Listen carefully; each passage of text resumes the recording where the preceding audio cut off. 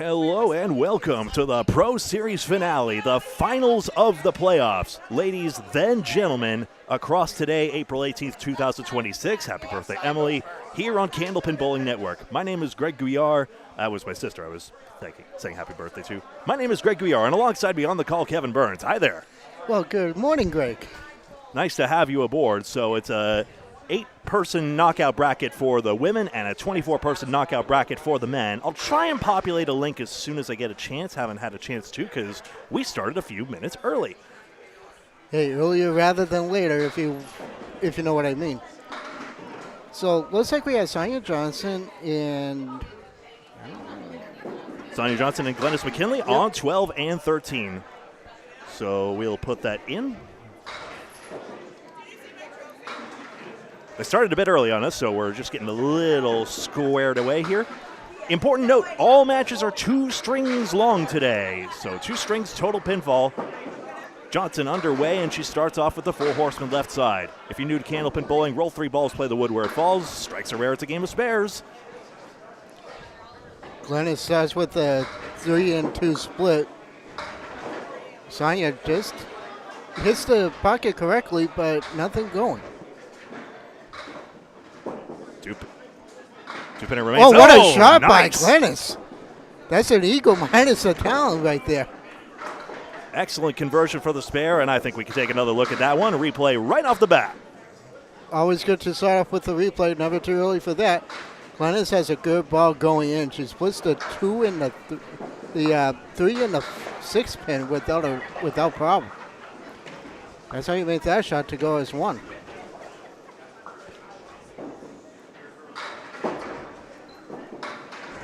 Sonia drops not that many. I mean, Glennis on her field, a true spirit eagle now.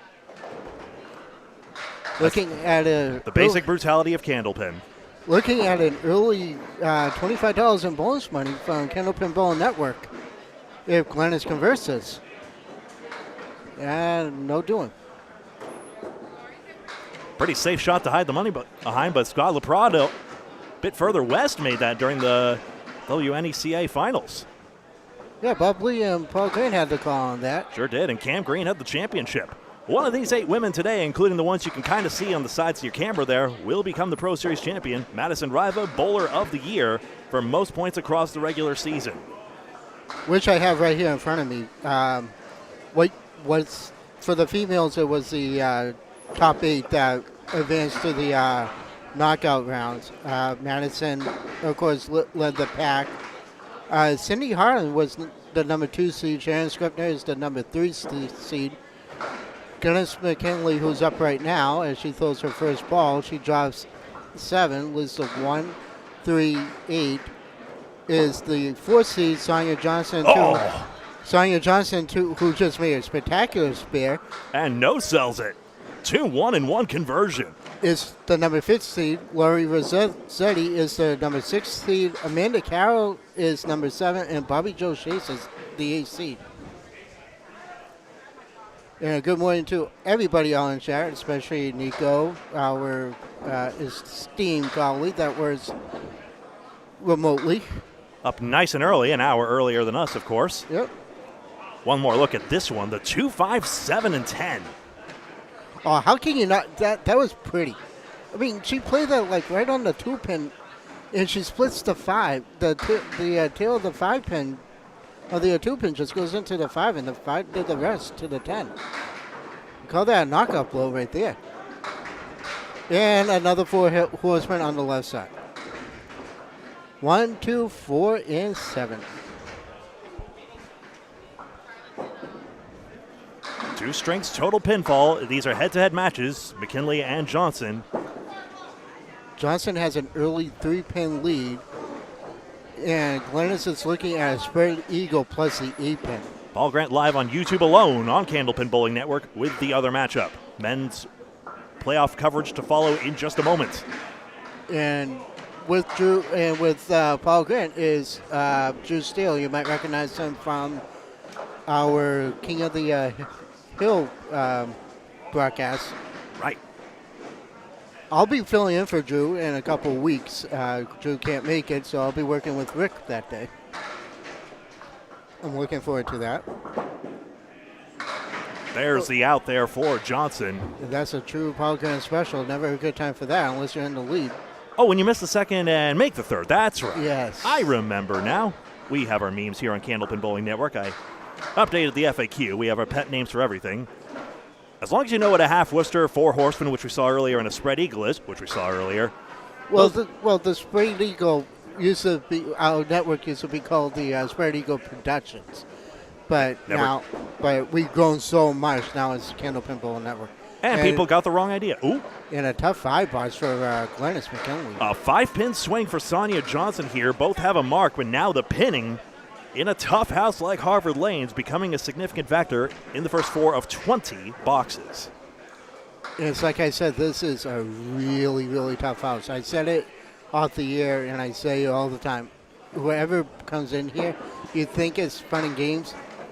It's not. I bowled in a league here, and it is a tough house. It is a lot of fun, but don't expect automatic scores just because you showed up. No, exactly. These are parallel pins for McKinley. We'll see if her wisdom with the shot. Sonia almost converts the half Worcester. She leaves a couple standing. Leaves the 6-7, which is objectively unfunny. I confirmed it with my young nephew. Oh, what a shot by Glennis. Missed parallel time. And her second mark and a chance to claw back the gap. Almost a split conversion opposite. Oh, what a bid by Sonia.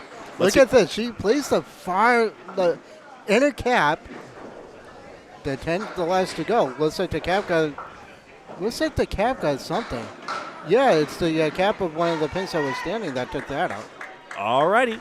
So we transition it around, and now we have Lori Rossetti and Shannon Scribner on 12 and 13. So a different match. You put this one in the cryogenic freezer for a hot second. Which seed is that matchup? Remind me, please. 3 and 6. And a number 3 seed drops 8, leaves the 2-7. Lori a little off. She punches out a half whistle, but takes up to 5. There's really no name for that shot, Greg, just so you know. Oh, what a shot by Shannon. Not all of them do. They're not worthy of consideration. Exactly. Maybe split converted. All right, we already seen this shot go once today. This is a 3 and 2 split. I'll have the scoreboard in just a moment. Not that I need it right now because I can do the math in my head. There's a 7. So it's a 3+ pin lead for Shannon Scribner in the very early going. I want to take a moment, Greg, and send out some heartfelt condolences to Steve Bronchuk's family. I know they're going through a lot. Steve Bronchuk was one of the pioneers of broadcasting in the streaming era for Candlepin Bowling with the King of the Palace. So my condolences go out to him and his family. One of the most passionate commentators of all time of Candlepin Bowling. There have been many as well, but still. There's none as big as Dan Murphy, but you can probably put Steve in that line as well. Dan, one of the most prolific. Dan Murphy, another late grade, a more sedate man, I would say. Very analytical, always. I almost wish he was here to help us understand how the wood turned into the parallel pins that McKinley made a moment ago from one New Hampshire bowler to another. We have the state of Maine and Massachusetts here. Scribner, being the main bowler, gets 7. So that's a 10-pin lead at the 1 for Shannon. Lori has a work cut out for her because Shannon averages well over 120. She hit a little bit of a slump because if you remember in years past, Greg, I've said it before, I know how Shannon bowls, and she was off her game, but it looks like she corrected herself. She made the adjustments that were needed, and now she's the number 3 seed. And liable to get a lot of pins here. Grabs the 10 box. My hope is I'll be able to have time during the interval to plug in bracket standings as well. And Rossetti gets a couple pins and minimizes the damage, but 12 pins, that's 7 bonus pins for Scribner on the spare, and 5 pins knocked down. Non-standard note. Everything you see is standard notation except for those red bricks or head pin splits and yellow bricks or head pin hits. Oh, real quick, Greg. I don't know if you know that I did the Buzzards Bay St. Patty's Day thing, and I had a blast working with Al Blanchard that day. Delightful. Al Blanchard went out to everybody and started collecting money for Candlepins for Cancer. You know how much we raised that day? No. $52. Very well. Hey, every little bit counts. I mean, a small tournament like that, hopefully it grows. Hopefully it'll become a multi-day event someday soon, and hopefully it will become, hopefully I can get Al to sponsor that tournament. Indeed so. Scribner is developing an advantage. Just the one mark here, but you notice she's got a tenable leave here, and Rossetti, who I've seen make some great outs before, needs one here. She has the Spread Eagle standing plus the 10 pin. Lori, we need the worst possible ball you can throw right now. Exactly. Finals will be on this side of the house. Open bowling will fill in on the other side. So we pulled an audible and we decided to all bunch in on the right side. We felt that was easiest. And look at that, a 4-pin swing. So 6 pins in the last 2 boxes without a mark. Now I'm biased here because Sonia Johnson is one of my friends, and Shannon is also one of my friends. So it's kind of like, how do you root for somebody to win in something like this? You can't. Just root against the pins like this. What a strike. Scribner hammers it down and finally breaks through the split bug, which, again, she's been negotiating well. Here's another split by Laurie. It's a setback. And the wood disappeared even, so she doesn't even get that piece to play. Cutting 1 into 2 is the hyper-rational choice, but I do not fault her for going for the 2-pinner. She needs an out. You okay there? I was trying to remember the last thought I had there. Oh. Fenway Painters Stronger Together. That's a Mixed Worlds team Rossetti is sponsoring on the back of her shirt there, or representing. So after today, believe it or not, the next time I'm on the air with the network will be on Monday. I'm doing a very special interview with American Products. I'll explain more about that later. And after that, I had the thing with Drew at Putts, and I believe it depends on how Paul's going to work this out.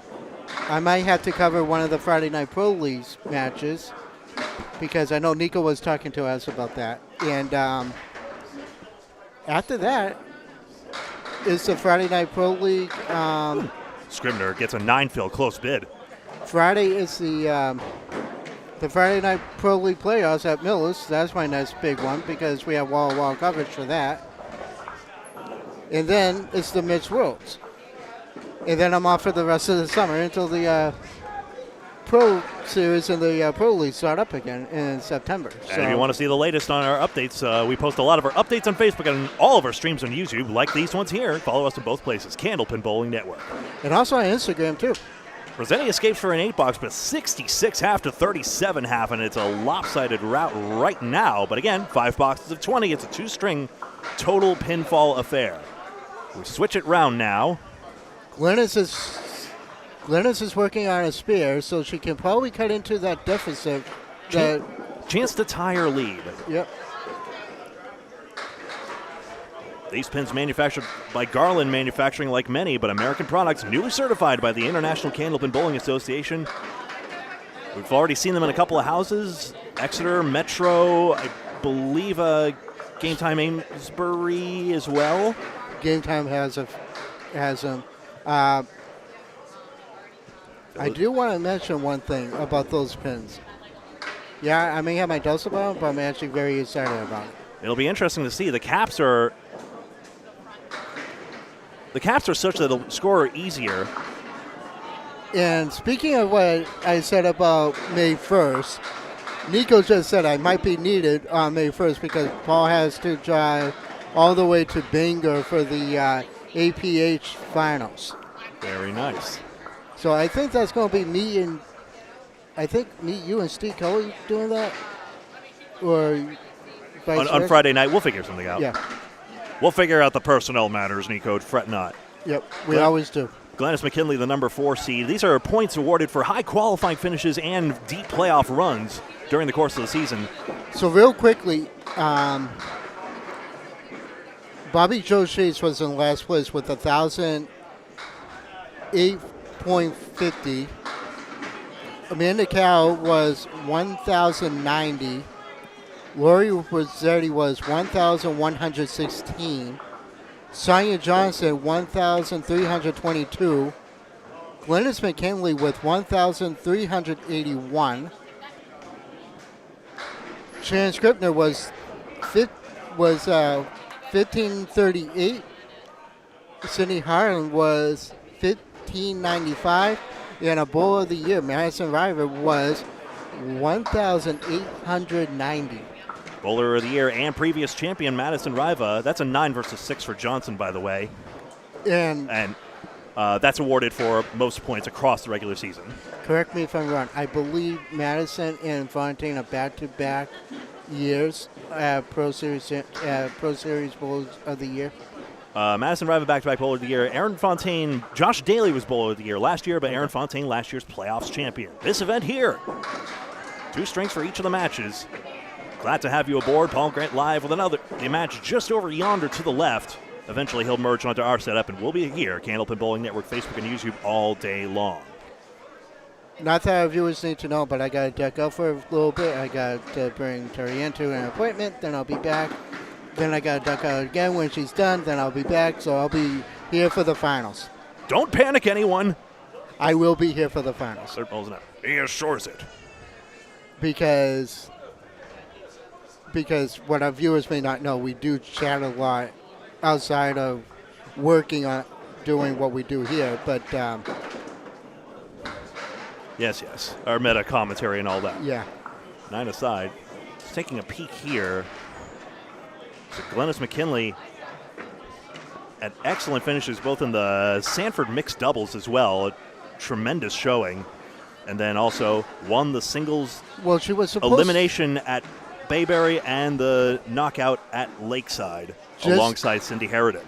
Just real quickly, she did make the cut for the Wakefield thing, for the Wakefield 3-man team, but she had to leave because she had to go work. So somebody jumped in to take her place. Them's the breaks.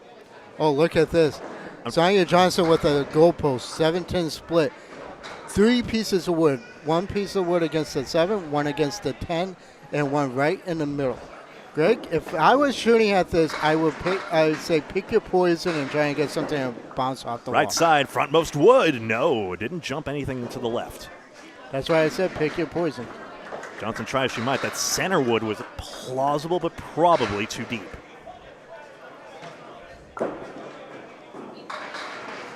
There's a 9 box for Glennis McKinley. Johnson picks up just the 1 pin. A quality 10 to be sure. A 1-pin lead in favor of Glennis McKinley. Johnson has seen not a lot of head pins, but her ball is so powerful that it almost doesn't matter. I've seen this before. She was telling me off air she made the 5-7-10 at her league at Academy. Her ball, because she hit it so hard, her ball went 2 lanes over to the left. And I'm like, wow. Off target on both these. Narc Clones on the back of Johnson's shirt, a Mixed Worlds team as well, riffing on Mike Nardone's name. Famously Sonia Johnson dragged her mother into that 1-string death match at Exeter by beating Team Exeter, coincidentally on Glennis McKinley's back. Yep. Even though she wasn't on the Mixed Worlds team. What a nice shot there. What a shot by Sonia. But yeah, Sonia made her mother go to overtime, but they prevailed, so all's well that ends well. And Sonia with one of the sweetest things of, I'm so proud. Go, Mom. But also, Sonia told me that out of her and her sister, Sonia said to me, you need to tell Sage I'm the better bowler. And I said to her, I've been telling Sage that for years. Sonia and Sage sisters. But however, out of Sonia, her mother, and Sage, It's very hard to say who's the better bowler out of the three of them. Standard gutter clearance goes slightly awry. They'll re-rack this. You see the red light glowing on the lane bed itself. That's the reset light. 2 strings total pinfall, remember, so Sonia Johnson should take the lead here, but only just 2 marks each, and we'll confirm the scores as soon as we get a chance, maybe after both have gone once. Last ball in the 10th here. Nico wanted, somebody was pointing out saying that you're getting confused between the men's routines and the ladies' internationals. No, yeah, I knew it wasn't the same Exeter team, of course. That was Mario Johnson and Sonia Rossi, who was on that Team Exeter Mixed Worlds victory, of course. But Exeter Lane's also the sponsor of the Ladies International winning team. And Sonia fills her spear with a 5, so that puts her at 103. Sonia Johnson with RBF Gals, a runner-up in that tournament. Switching back to the other matchup right now. Currently going very well for Scribner at present moment. 66-37, you see it there. But remember, 2 strings long.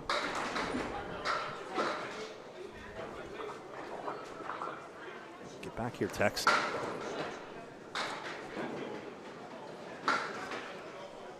Yoink. There we go. That's better. Scribner 29 pins ahead through the first 5 boxes as Rossetti gets set on lane number 12. Into the head pin and it goes 4-7. A great chance to get back in. By the way, Johnson 103, McKinley 99. Just telling Paul Grant on the other broadcaster, you can watch live on YouTube, Candlepin Bowling Network, all the same. 2-pinner plank is right there. Oh no, it's blundered. What did I do? It's all set up. Yeah, he's fully aware. Obviously, everyone knows the situation. You don't have to tell anyone twice in that situation. It was all set up. And yet you're going against somebody who has a tremendous lead, and you just let an easy shot like that just go away. Oh, don't worry. We don't have to inform them of anything. No. But as it is a pin picked up, but that's it for the time being. Harvard Lane men's tournament to follow here after this. Which one you want, the men's? Points, if you can. I want to see Rossetti and Scribner's stats, if I may. Yes, you may. I'll leave this stuff with you, so that way. There we go. Because that way you can keep it going. Thank you. Our viewers don't care, but I do. I appreciate it. But I do want to mention one thing to our viewers. I used to be the stat guy for the network. You remember that? Yeah, of course. But what deflecting Scribner away, the roadblock. But now I'm no longer the stat guy. I'm now doing broadcasting and analysis. So my title's been changing. I don't recall writing it in the register, but all the same. Now Wood deflecting again, same 8 box. Wow. Obviously the right side plank would have been playable there, but let's have a look. That's the trouble with Wood that's sticking out it ever so slightly. But unfortunately, that's all it takes to cost Scribner on that shot. She hit the cap.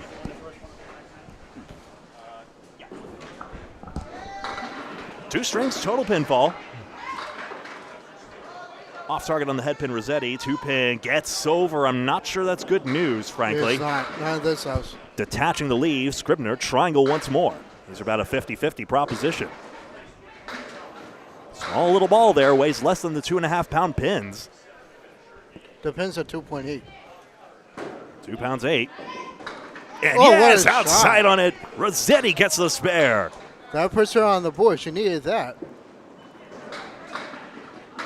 We're getting a score update in and the triangle off target. Madison Riva got a double strike and leads Bobby Joe Chase 133 with strikes to go. So Riva's going to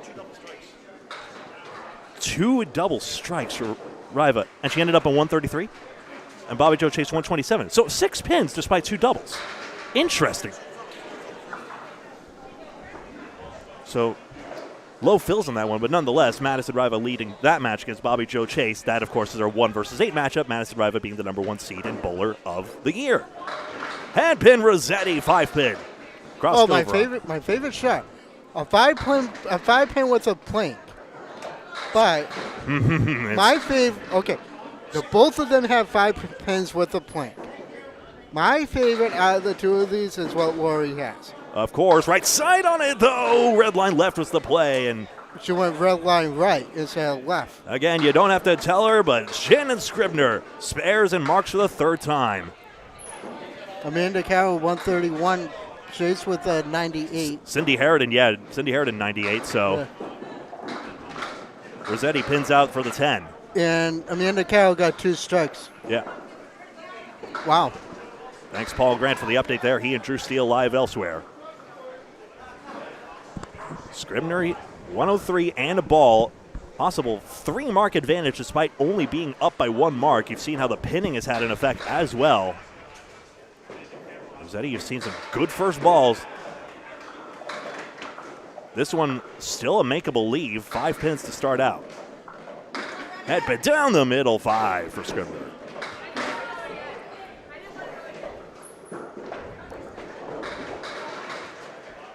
Lori Rossetti, I usually see around the, I believe out of Academy Lanes, Haverhill, Mass, if I'm not mistaken. You are not mistaken. Okay, good. Into the 2-pin wood, screaming across the back there, no salvation. Scribner playing the 3 pins, thinking the wood was a help there. It really wasn't because it's just joint off whatever. Hard to tell either way. There's a 9 for Lori. That brings her up to 93. Shannon pounds another 10 for a 118. All right, I'm going to confirm scores real quick. Be right back. I'll be right here.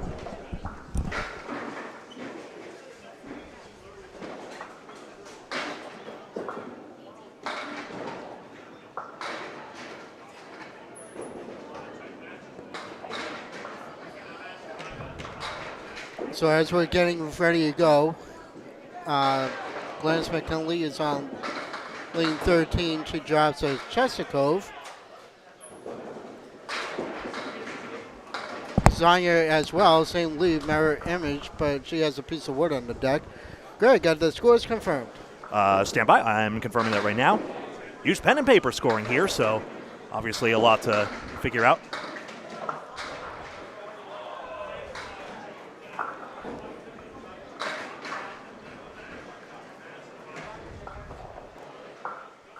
Glennis is going to end up with an 8 box. Same thing for Zanya. For Zanya, that's 8 and 8 apiece in their second string of round 1 of the knockouts of the elimination. This is elimination, right? Knockout, since it's head-to-head, as opposed to elimination where you're cutting half the field, as we've seen in past Pro Series events. I just did that too, so you can do that explanation. Fret not, I've had my brand name coffee. I am alert and awake. At least you had your coffee. I didn't have mine. Disaster. Yeah.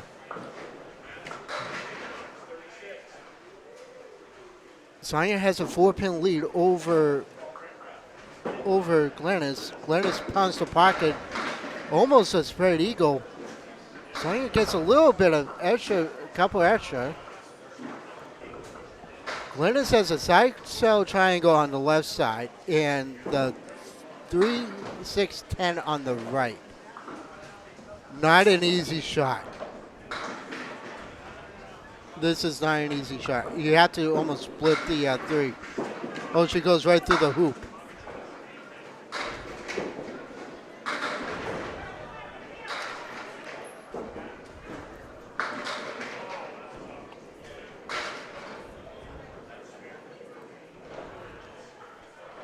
Some score correcting I have to do here.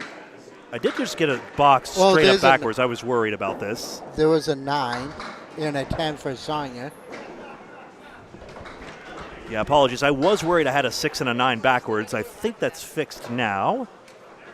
So yes, 105 in the first for Sonia Johnson, excuse me. And for... Take the high one. Glennis McKinley, 96. That's confirmed. Lori Rossetti, 93. Shannon Scribner, 118. That's confirmed.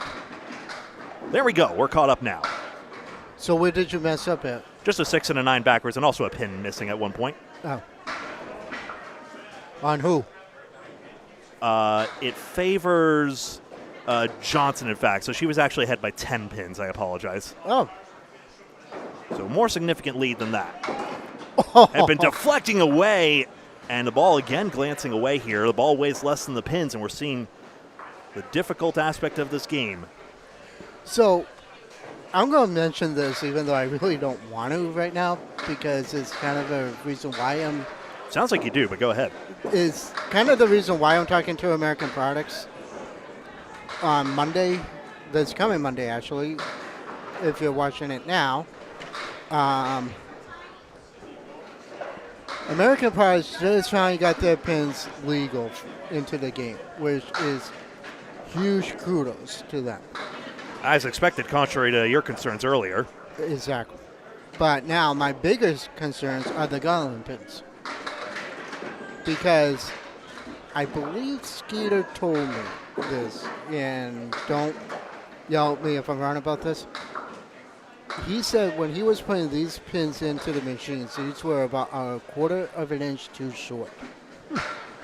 And luckily for me, I had an American product. Oh, what nice a spare. Shot spare. Please be right in your fact checking this time. We can't afford it. Okay. We're going to get so demonetized. No, but I did measure an American product pin to a somewhat fairly new Gouillart pin, and it was a quarter of an inch too short.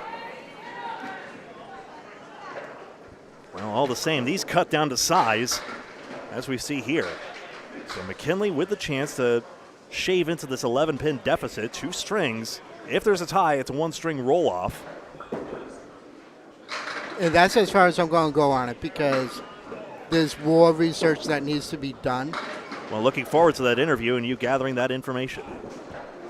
Yeah, and like you and I said in private chat, there might be an opportunity to probably go after the biggest fish in the sea in Candlepin Bowling Manufacturing. 4-pinner made by McKinley, and a 2-pinner outside, no for Johnson, and now McKinley can take over the lead. You were asking me if you think it would be a good idea to talk to either Gouillart directly or talk to Bob Perella directly or somebody who knows the Gouillart pins better, but I'm kind of wary on doing that because of 2 reasons. One, I don't think Gouillart is going to give me the right information that I'm looking for and stuff like that. Well, again, maybe there's a way you can get a chance there. Do some investigative reporting. We'll figure that out. Yep. In any event, Sonia Johnson up by 4 pins, but McKinley with spare in hand. A chance to negate that. Back to the other match. Scribner and Rossetti starting their 2nd string. You see the previous string here. That's confirmed. 118 to 93. Gregory, do not shake the table. Gregory, start shaking the table. Greg. 3-3 split. We just had the shot earlier. This is not an easy shot. Sort of an inside joke I have with Brendan O'Dowd, who's doing well. 4 horsemen right side with Shannon Scribner. Wood in the betwixt the 1 and the 3. Just like what Glenn did, she goes right through the hoop and this exact lead. I am terrified what King of the Palace meant by through the hoop. I gotta ask him sometime. That's a thing I need to get to the bottom of. You want me to tell you? Through the hoop. No. Well, I know the pin leave. Okay. What's the origin of the term? Please advise. Well, Dave Mallard came up with that. That wasn't Bronchuk. Bronchuk came up with you know which one. He says 3 marks in a row is a turkey. Maybe if that happens here, we'll call it that. If nothing else for old time's sake. Scribner plus 3 pins, and the lead continues to grow for the number 3 seed. And the next time somebody punches an eagle, we'll do the usual Bronchuk. Yeah. That will be a tribute to Steve Bronchuk today. Got to do. Is that Trisha D'Agostino? I didn't see. Yes, it is. Very nice. The problem with newer pins, they tend to roll out a lot more. Well, only the first deadwood chase we've had then again. Atta girl. Rossetti with that trademark bounce. Then to the line. Off target on this one. Takes out the 3. So tough. You get off target and you only have 2 strings to correct it. Now just 1. And a half Worcester to boot. Well, Scribner's got her marks at least. Just 3 in that first string. That's all it's taken for that 118. Rossetti gets deflected. Scribner, right side of it. And since she throws that left to right ball, I do believe the ball doesn't drive right through and gets left with a 2, 7, 8, and 10. It's tough. A lot of bowlers will just aim for the object pin come what may because it's so tough to fine-tune the last few inches, or centimeters, if you will, High Canada. 9 versus 8, +1 to Lori. Well, yeah, we do have a couple Canada bowlers in the field today. Chris Ryder and Devin Cloyd, we'll see if they make it to this side of the house as well. Men are in a top 24 showdown in that bracket. Those points Kevin was reading out earlier, by the way, 250 points awarded to the top qualifier, 300 to the top finishers in each event. Lori with a loud 9 drop, please, a 7-pin. Flattered in a heap. Scribner, nope, more than 2. You got the 4 horsemen instead. So with the men, there was a couple of injuries that happened. 2, in fact. No, 1. I know, 1 injury, yeah. I know Gouillart was injured. That's right. And then, for reasons I'm not sure on, Justin Waters is a no-show as well today.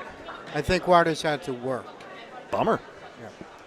So Troy Fire, Brian Crow, Steve Kelly, Freshie, Keith Boutry, Dean Sullivan, Surratt LaPierre, J.B. Gauthier, Ryder, Winchell, Barber. Waters' name is on the list. He was the number 12 seed. Right. Douglas, Corey, and Devin Brooks. Those were the top 24. But I'm trying to figure out who took Waters' spot. Yeah, I think... I believe it's Austin Barnes is a beneficiary. I think Kai Hunt was the other one as well. You're right. Because Aya was the number 8 seed before he got injured. Because he got injured like right after the Layside tournament, I believe. Rossetti a chance here. Spare. Got it. We've seen these comebacks before. 27 pins, 7 boxes to get it back in. So Aya will be on the bye right now. So the bowlers, the top 8 who got the bye for the men were Fontaine, Baker, Daly, Danny Pink Bell Harris, because he always wears a pink belt. Yep. Collins, Lister, Weber, and Aya. Those are your top 8. An important 3-7-10 conversion by Scribner to get a 9 box out of this, conceding very little. 26 pins for Rossetti to get. So Devin Brooks becomes the beneficiary as the number 9 seed, but Ayot gave way in effect. Great to see you all in chat. Nick Brown. Nathan, nice to see you. I saw Nick Brown very recently at Lakeside Lanes, actually, a Special Olympics fundraiser. That was a lot of fun. Put on by a WMUR reporter running the Boston Marathon, in fact, one of many stops on the tour. Oh, you actually went up there? I did indeed. It was a wonderful time. You know, Special Olympics crowd, an amazing bunch. You know, I wish you told me you were going to go up there because I would have met you up there. I definitely did. I have the receipts. He added me. I have the receipts. 2-pinner Rossetti, just wide. Sonia Johnson, 152. McKinley, 148. 4 pins for Sonia. The 1.5. 4-pin lead, 5 boxes. Cross-referencing with Paul Grant. Excuse me. And a 9 box for Lori Rossetti, a 51.5. Same 9 box opposite. So Shannon Scribner, 18 pins to the good there. That 8 fill chipped away, but 5 boxes will need 2, maybe 3 marks. Has she found the range? This is now or never. Back to the conclusion of this matchup. I show Johnson up 4 pins. See how difficult it is to get these pins down? You slide one down and it still misses. Might want to switch the scores around. That's a great idea. I agree wholeheartedly. Yoink.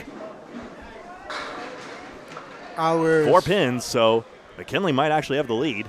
Our special sound effects by the Susan Sounds of Good Gouillart here on Candlepin Bowling Network. Producer and Foley artist. 7 pins for Johnson. McKinley head pin on the fill. Not really the mix, just enough for the lead. Yes, Bob Lee, that is a lead change. Bob Lee, our executive producer here. Me, the acting executive producer, until he quits any of his 8 leads. Seriously. Is that why you took over the executive producer position? Bro's a bit busy right now. Obviously, tough circumstances in his life, genuinely as well, but also that tends to consume a lot of his schedule. Bro really is doing retirement maxing right now and doing all the bowling he can. That's how much fun we have with Candlepin. 9 aside. Even though this game drives us nuts simultaneously. Harvard lanes, 14 lanes here, all sorts of antique pinball machines, which I am dying to do. I actually know the rules for one of them, Countdown, which is like I know how to knock down the drop target banks and get the multipliers on the green, yellow, red, and blue, trust me. So I think after the finals, you're going to hang back a little bit and play some pinball? Oh, yeah. Harvard lanes, Harvard, Massachusetts. Harvard University is in Cambridge, Mass, FYI. McKinley 3-1 split. Sonia with a 2-pinner. 4 and 8. Avoid that word. There, Got it. Any mark could be the decisive one. Sonia Johnson on it there.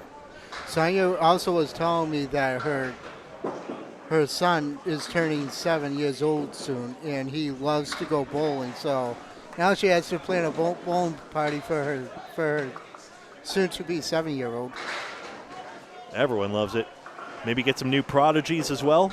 We'll see, but hey, no pressure. 2 pins conceded there, so Sonia Johnson the chance to gain on this fill. Thank you for pressing the button, by the way.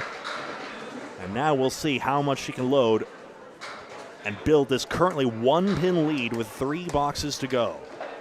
Quarterfinals, next stop in the bracket is Riva versus Chase, whoever the winner is.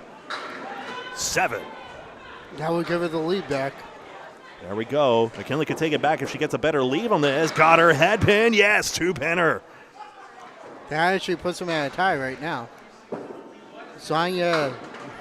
They saw her make that 2-1 and 1 blinder earlier.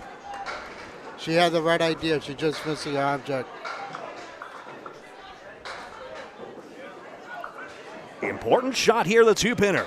And yes, looked like it was heavy on the 5, but McKinley gets it to go. There's the 10. That's a pretty 10 by Johnson. We'll see if that pin is a decisive one. Yet again, a beautiful shot and a house where every pin counts. A fill of 8 or better will give Glennis McKinley the lead. I mean, of course they all count. Even the orange pins counted, the houses that have them, which I think Harvard does actually, but they took them out.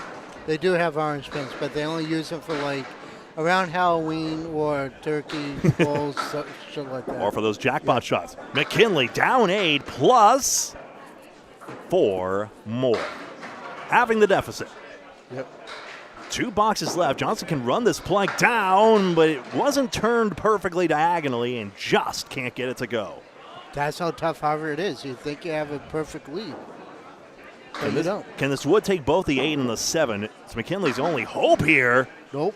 Instead, now a dangerous third ball. It takes up to 7, but at least the 8 and 10. Johnson, fine 9.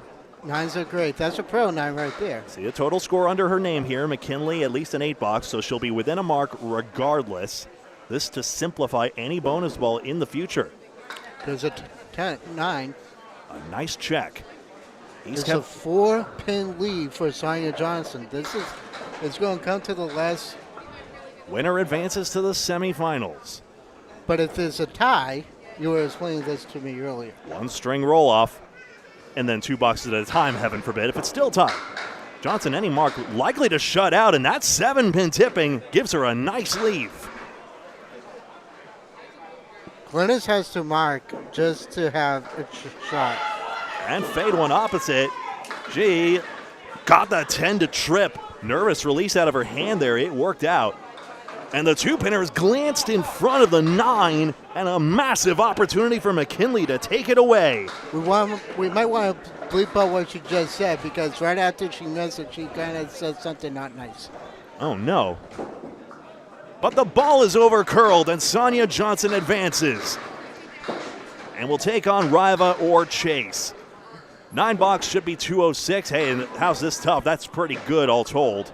A 101 for a 206. Glennis is going to finish with a 203. A 203. It's a 3-pin lead win for Sonia Johnson. And Sonia Johnson gained 1 bonus pin there.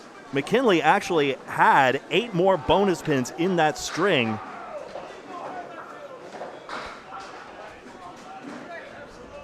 The pinning was the big difference there, I think you'll find. I have to do the math again on that in just a moment.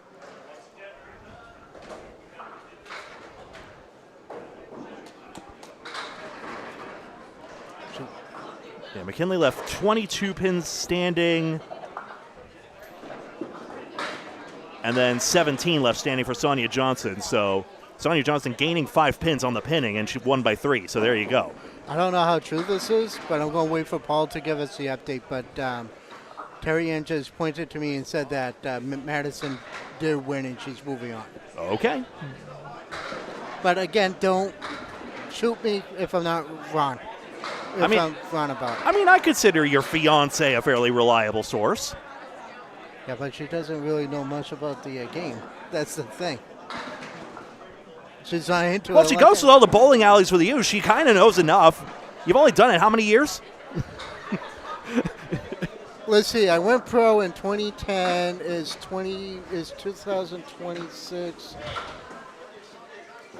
A good 16 years I've been on the pro tour. Very nice. Rossetti looking for an out. That's fine on the 3rd ball. Just now needs it on these last 4 boxes. 20 pins here. Sonia Johnson advancing over Glennis McKinley by 3 pins. She'll advance to take on, I believe, Madison Riva, yes? Yes. Yep, Riva did win, so we have part of our bracket there. So Bobby Joe Chase does get eliminated. Feel free to write on that if you'd like. Nah, I don't know where they're going to put it, though. That's the only thing. That's fine. Okay, so Madison. Scribner 3-1 split. What? So let's 5 pins taken out for Rossetti. The other match, of course, in progress right now. That's Carroll versus Harridan. 3-1 split. Oh, glancing in front of the 10-pin is Scribner. So it looks like Riva is going to stay on 9 and 10. Rossetti, nice effort here, but 3 boxes remain to make up the deficit. Basically, it has to be running marks now. Barring a pinning disaster, of course, which, against these stubborn sticks, is easily possible. Wow, 9-10 nearly converted by Scribner. Reminds me of Moose D. Almeida actually making the 7-8 clean on Candlepins for Cancer here on Candlepin Bowling Network. As is, matching 9 boxes favors the State of Maine bowler. There's a matchup on 9 and 10. So Riva versus Johnson, we'll see.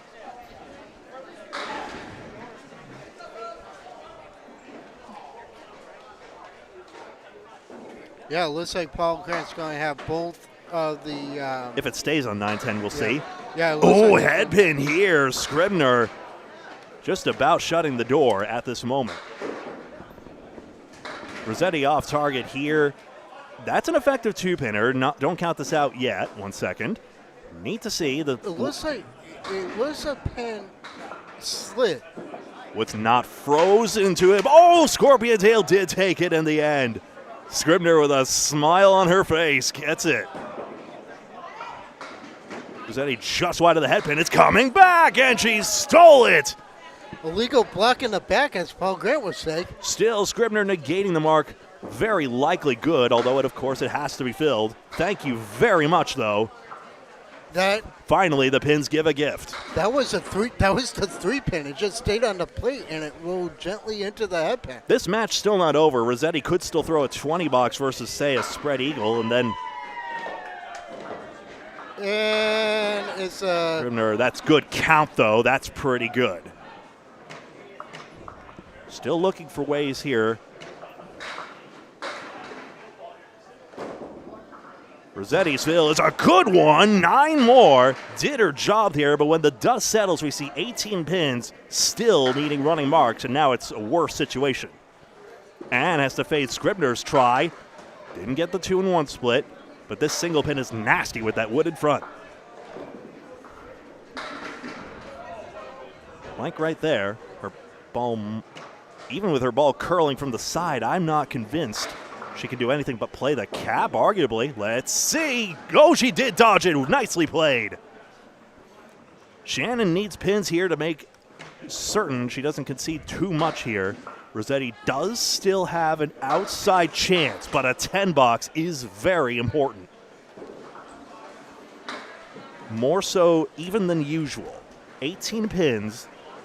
Rossetti, a strike here is her surest bet to challenge. Her head pin accuracy has been going up and up and up. It was a struggle in the first string, but you see the yellow and red, it's getting better. Scribner can shut the door here. Head pin, but it's full. Massive break for Rossetti. Can she hammer this? Takes aim here. Ball doesn't quite come back. The fill is 4, and the deficit is now 14, and that is very likely that, I think, actually. In fact, it is guaranteed at this point that Shannon Scribner has advanced. Riva, it was a 1-pin win over Bobby Joe Chase, by the way, we're learning. Oh, yeah, that's going to do it. Shannon Scribner is going to move on. Lori missed the spear. Even there, Scribner had the pins there, so she was guaranteed 215, now 217. So that knocks Lori out. So Scribner is in. Rossetti, hey, good offer on that one. 7 box, a great finish on the end there, 108. That's tops of anyone's second string, incidentally. But Shannon Scribner on her way to take on either Harridan or Carroll, pending the outcome of that match over yonder, which is live on Candlepin Bowling Network. We need to take an audio timeout here so that I can get my bearings, maybe get you a bracket inserted into the description. I'll figure something out. We'll be right back with you in just a moment. Oh, sorry? And I'm going to say this real quick. You're going to be on your own for a little bit because I got to bring her to her appointment. Okay, bye. Bye. See you all in a moment.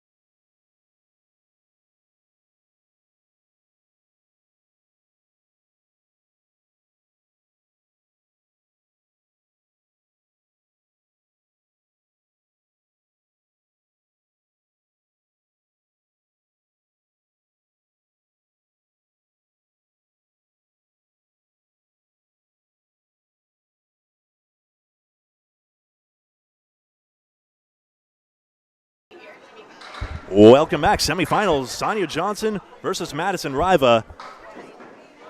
Both semifinals live now. Give me a sec to get the camera set up as we see the first boxes here. Sonia Johnson, 3 pins to take out. 1, 2, and 4 just outside. String assignments on the fly. We're doing the best we can. Riva runs it down for the spare. Whoops. Sonia Johnson, the 8 box. And you see it here.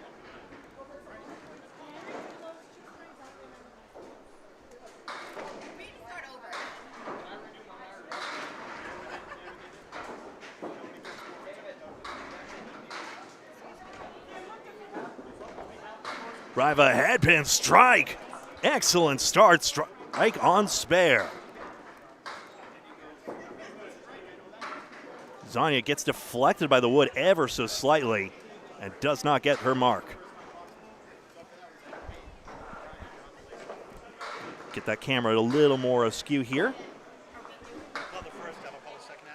Sure, if you want.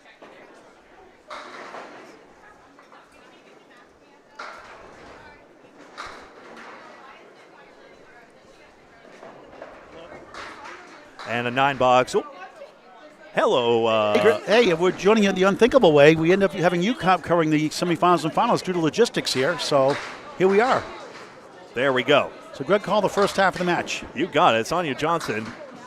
And Greg will call the second half of the men's matches, including the finals. Always great to work with you, Greg. Thank you very much. Riva with a 6-pinner here. One of the best 6 pins knocked down, excuse me. One of the best matches, Greg, you saw. You missed a wild one. What a match between Bobby Joe Chase and Madison Riva. The 8 seed almost beat the 1 seed, barely. Riva and 8-fill here, tough go on the split, but leads by 21 pins in the early going. Pinning significant. I'll get the camera straightened out in just a moment here. Sonia Johnson, a 10 box, Riva an 8. Doing everything, just a moment. And Madison had a slow start in that first, down 23 early on. It was up 133, 127 to 1. Bobby Joe is up 6 down the stretch. It was down to 1 the last box. And both made spares. And Madison made a 9-10 with that way piece of wood to the left to make it down. And Bobby Joe got a 5-fill. Madison got a 7-fill to win by 1. 237, 236. Watch it on YouTube and subscribe free. Candlepin Bowling Network. What a wild one that was. Now after a much better start here. Back to Greg. Sonia Johnson, half Worcester, back on it. 4-7 is all that's left. Riva, red line, doesn't take it into the 7-8. And Glennis McKinley, the veteran, hung with Sonia Johnson last match you called. 10 box versus 9. There we go. So right now it's Madison the Riva, our bowler of the year, number 1 seed, that's right. And Sonia Johnson, the 5th seed right now. With the technical upset over Glennis McKinley, 5 versus 4. You see a lot of 5 seeds win those matches for some reason. Johnson, you were hit, 8-pin, thank you. Gets over for the strike. Maddie gets just 3. So Sonia Johnson finally with some momentum back, cutting into the 18-pin deficit. Boy, she's been great lately, Sonia Johnson. Very good bowler. And Riva the high-low, the 1-7-10. Mother Mario Johnson, great bowler, championship bowler for years and years. Sage Johnson's sister, fine bowler also. And Mario Johnson, mixed doubles champion with Jimbo A this year's Pro Series, including a high 191, I believe it was. Yes. A new house record. We saw the one that was awesome to see. And they all cashed. Mario, Sage, and Sonia all cashed last week in the ladies 320 80% handicap tournament at Harvard Lanes, Harvard, Mass. Watch those matches on YouTube on Candlepin Bowling Network. Paul Grant, Greg Gouillart live from Harvard Lanes, Harvard, Massachusetts. Ladies Pro Series 2026 style semifinals. 2 strings format. Overtime for 1 string if they tie. Double overtime, a 2-box roll-off, so somebody wins. Back to Greg. Thank you very much. This is Amanda Carroll. Off target, just 4 horsemen and the 9-pin. The 7 seed beat the 2 seed earlier, Cindy Harrod on. Scribner strike to start it off. First of 2 strings.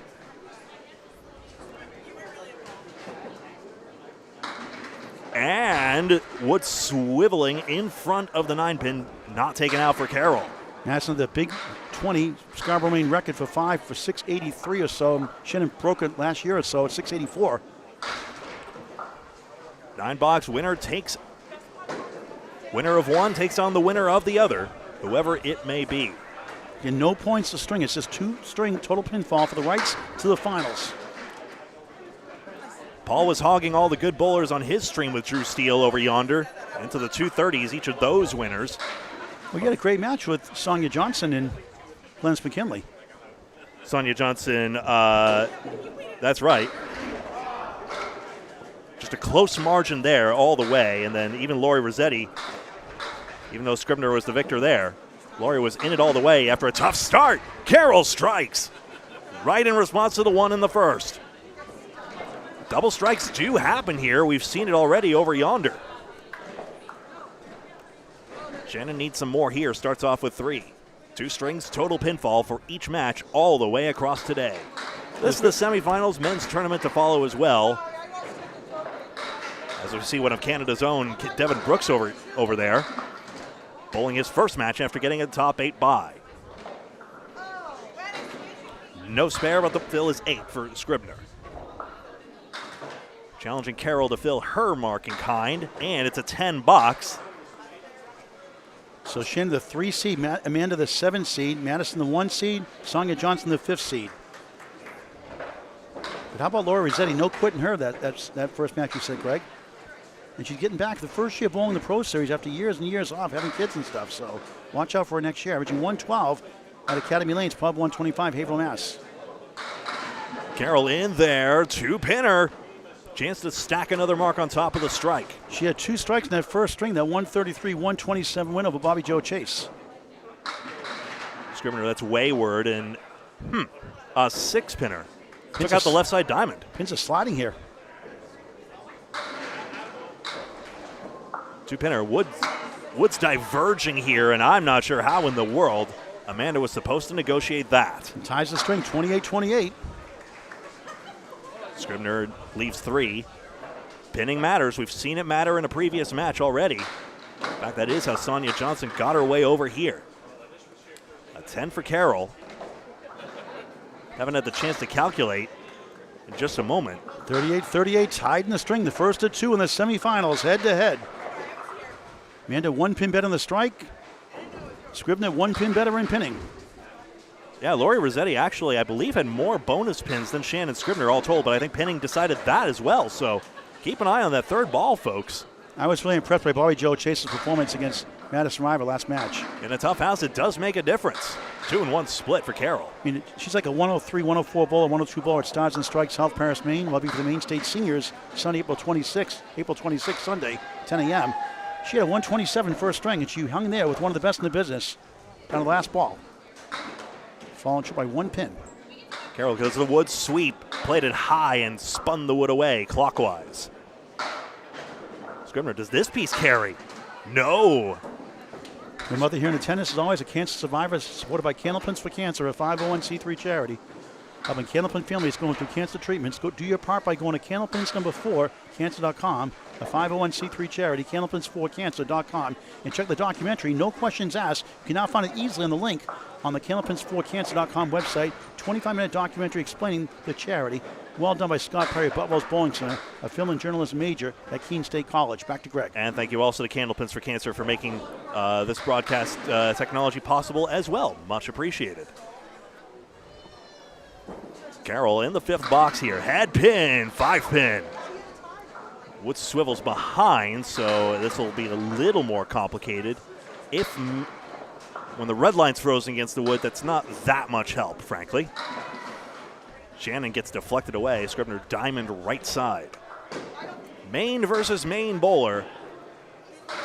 Basically in the middle of Candlepin country, if you think about it, extending from northern New England to the Canadian Maritimes. Amanda gets her 2nd mark of the half and a chance for a 60-plus. Scribner needs to match here. 4-pinner. Oh, no, just 3 pins. The hard one gets the sleeper pin in the back, the 9. She got everything but the queen. If there's a king, there's a queen for the ladies. Why not? Amanda Carroll leads by a mark through the first quarter of this match. There's a 10. 57.5, not too shabby either. Only one pin in the deck and 9 in the fourth. It's 57-56. She ended up 1 in the string, minus the fill from Amanda Carroll at a strike, now a spare. Best pause, 9.9 seconds, station ID from Greg Gouillart. Hi, this is Candlepin Bowling Network. I'm Greg Gouillart. That's Paul Grant. Please like the video by hitting the thumbs up button if you're logged into the platform of choice. And thank you very much for your support just by watching, truly. Greg will be joining me Friday Night Pro League Game of the Week. One that later on during the men's broadcast featuring #1 Central 3, Josh Daly and company against Academy 3. Great crowd watching. Over 100 of you already in this early morning stage. Good morning, one and all. Wherever you may be in the world. Well, we'll have the men after the women are done here. Sonia Johnson's strike fill starts with a half Worcester. I added the definition of a half Worcester to the description as well. One Boston bowler jeers a Worcester bowler after punching that out. You're halfway back to Worcester. Because they lost the tournament. They're going home. Sonia Johnson, 9 fill, a great second ball. And just down 8 now. Wood betrays Riva slightly, so Johnson picks up 1 pin. I was talking to Madison in the post-game interview before I joined you here. I said, I think that's probably the best, most clutch shot you've made in your career. And she said it was. She made a lot of big shots in her illustrious career. Yeah, still that's saying something. Still in her 20s. With her father and mother, Bob Kelly, Marianne Kelly, watching from Florida. Bob, the Hall of Fame, that 2023 class, Al Johnson. Frankly, Bob Wickham and others. For both of these two ladies, family is everything, essentially. Tim Matero, others. Even Joey Zano also in that class. Correct. Even Maddie's grandmother, I understand, very important to her as well, and sometimes has brought her out to certain matches as well, including it across these Pro Series events as well. Marianne, a President's Cup winner, I believe, in the past as well. Split doesn't take out. Riva could pick up a few pins here. And there's a 10. 7, 8, and 9 for Johnson. First of 2 strings, the semifinals. Who is going to the final dance? Stay tuned. We're just minutes away. 2 strings, total pinfall, remember. So Riva with the advantage of 6 pins, but that is easily surmountable. This is basically a rematch of Ladies Internationals, in fact. Riva winning with Team Exeter Lane. Sonia Johnson runner-up with RBF Gals. And they won the year before that. And a strike, Johnson. We're only 2 marks, both strikes. Woo! Madison has 4 9s in a row after an 8. After a spare strike 8 start. 4-5-7. Does the wood come forwards, I wonder? Not that way, but hard to say if it would have at all. Now Son get the lead back. So a good bit all told, but indeed, Johnson a chance to gain. Riva possibly aggressive out, it's hard to say. Gets an 8 box. Those pins very significant. We've seen it already in both our previous matchups. Sometimes when the houses are quicker, you think, okay, you almost need double strikes at this point if the pins are going to fly this much. But here, you got to hit them to get them. Riva starts on the 3-pin, gets the 1-2-4. Johnson mixing, 2-pinner. 2 in the 5, 1-2-4 from Madison Riva out of Bangor Brewer Lanes. Brewer Man will be there for the main state open eliminations first weekend of May. Hi, Penny Lane, if you're watching. Live coverage on YouTube on Candlepin Bowling Network. And 2 punch-outs, neither making their mark. Johnson loads 9, and that's 18 bonus pins. The same 18 bonus pins that Riva has in her string, incidentally. So now pinning is the difference. 10 and 10, and we see the 5 pins gained by Johnson. All those 10 boxes are the difference right now. 5 10s to 1.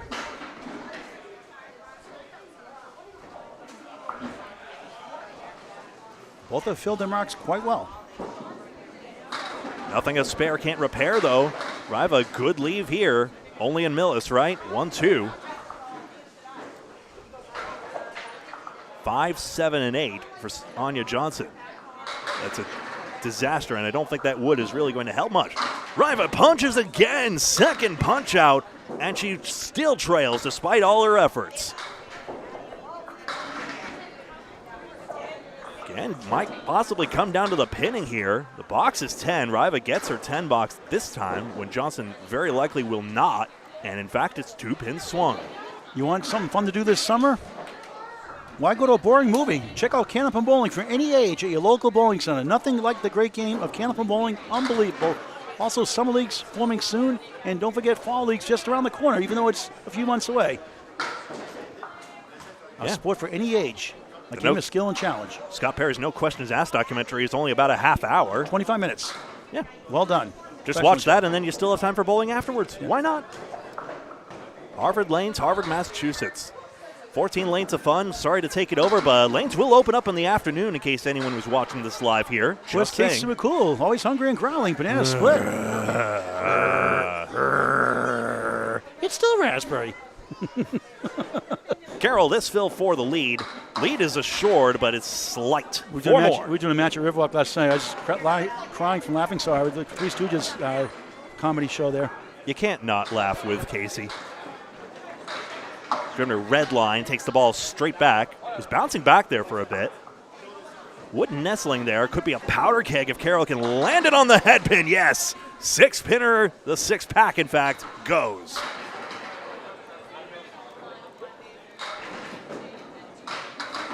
And a 10 for Scribner.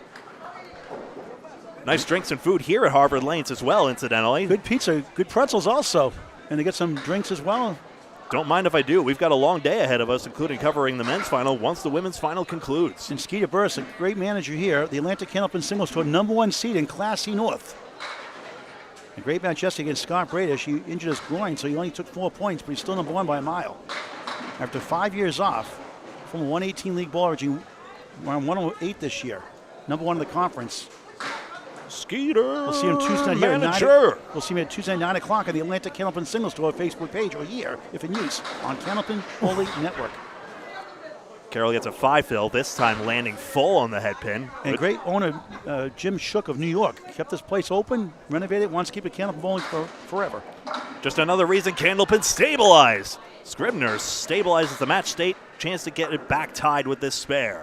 7's a wild, 7-7-7, 77 the ball through 7 in the first of 2 semifinals. Or lead if Carroll, despite all her efforts, cannot get this 3-pinner.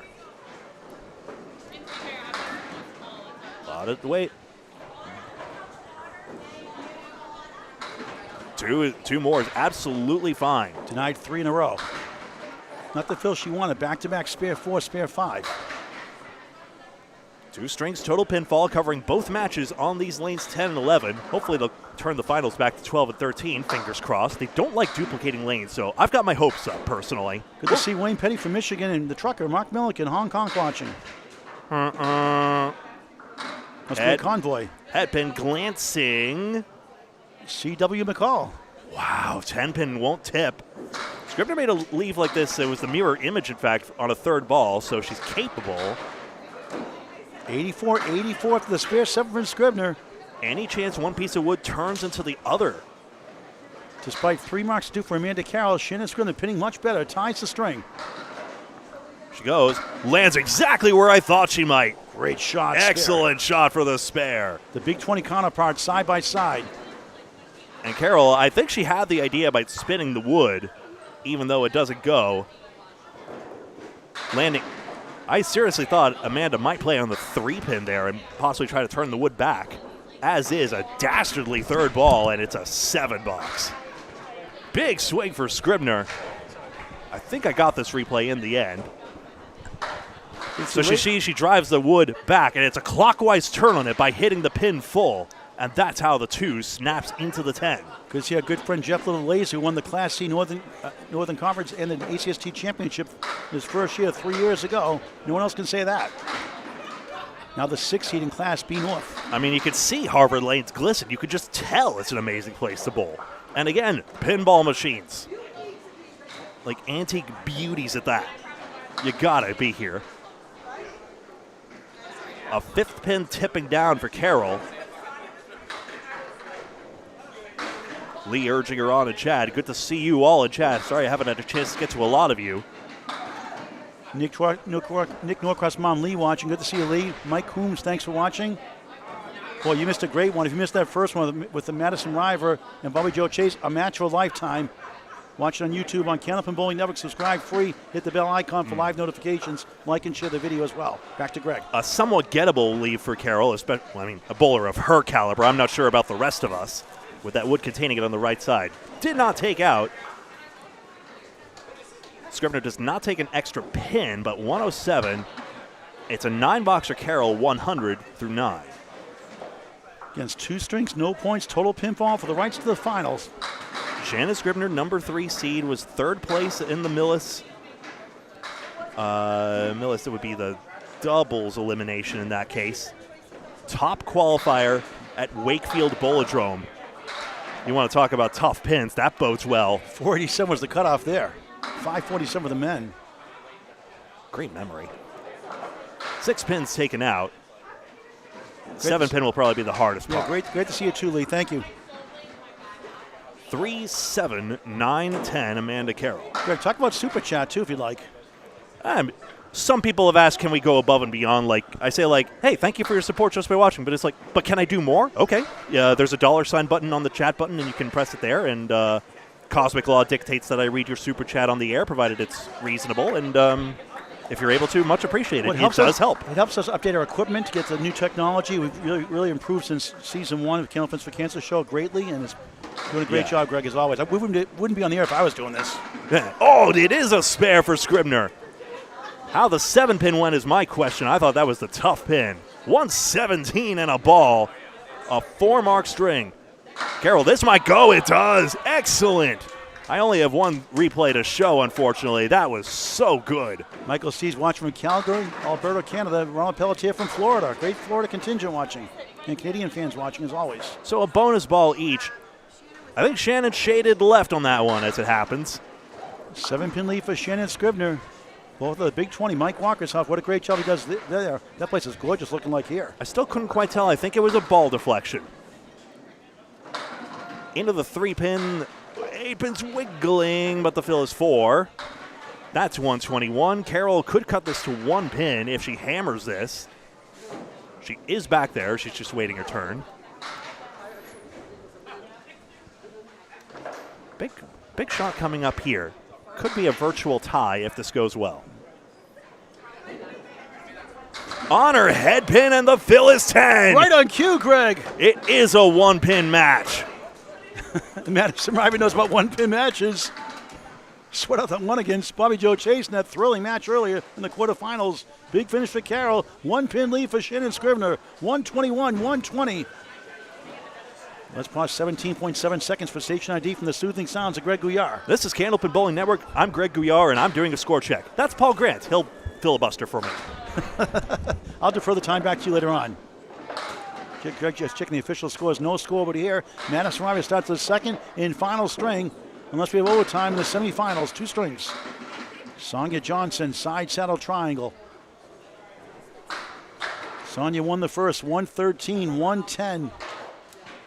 She won her first match by 3 with Glennis McKinley in the quarters. Madison just missed the arc of the 3. 4 middle left, 7 far left. 1 the goal, 2 is gravy. 3 is a bonus. Nice out for a 9 to start the second and final string. Sonia, 9 to tie the box, 3-pin lead in the match.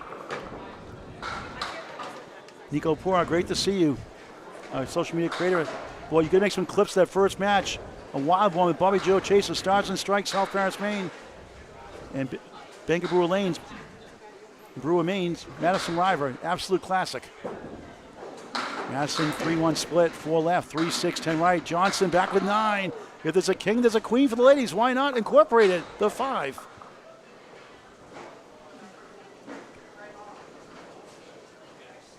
Madison trying to get over somehow. 2 full in the object pen. Sonia for a spare. Gone! Trying to advance to the finals. Madison 7. 16 through 2, down 3 in the string, 6 in the match, plus a ball from Johnson. But watch out for Sonia Johnson. She is good. Obviously, Madison's awesome herself, too. But good to see these young bowlers come up the ranks. Alana Brown also had a good run, fell short to 10th in the last Pro Series. Riva had 10 in the 7th, score correcting that up. Allie Barber had the 9th seed, just missed it flash by 1. Madison pounds 9, Wood in front of the 4, now drops away. Sonia scoots left, steals the 1 and the 3, not a head pin hit, but a split. 6-10 right, 7-8 left. A lumberyard for sale in lane 10. 7 in the fill, 26 through 2 on the second string. Madison missed it. Oh, that's a nice shot there. Excellent. Tough shot to make. Back-to-back spares. Madison 9, 25 through 3, and Sonia Johnson at it again. It was a 6-pin spare, in fact. 6, not a 7. Okay. There we go. 25 through 2 now. That makes more sense. 35 to ball through 3. Okay. So right now she has a 10-pin lead in the string. It's 12 in the match. Oh, it was 13. It was I had to do a score correction at one point. So it's 1 by 2 the first string then, not 3. Okay. No scoreboard here. We're the unofficial scorekeepers here. Madison, a tough one. 4 left, 5 right. She made the 9-10 crazy one to help her win that quarterfinals by 1. Nothing doing that time. Sonia for the 4 horses. Slides it down. Spare. 3 in a row. Spare 6. Spare 6. 41 through 3. 51 plus in the 4th. Madison 9. 34 through 4. The number 1 seed. Trails the 5th seed, Sonia Johnson. 51-34. Sonia's up 19 in the match. Plus a ball. Can Madison reach in deep and pull this one out again?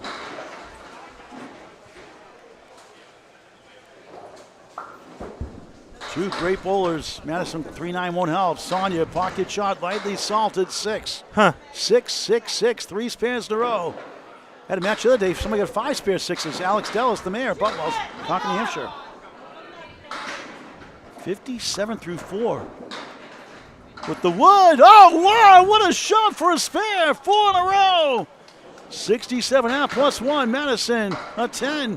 No mark half, 44. Should have a big one to advance to the finals. Clever, clever shot by Johnson. Have another look here. Identified the wood as playable, even though it was very vertical, but how else are you going to get that 3-in-1 conversion?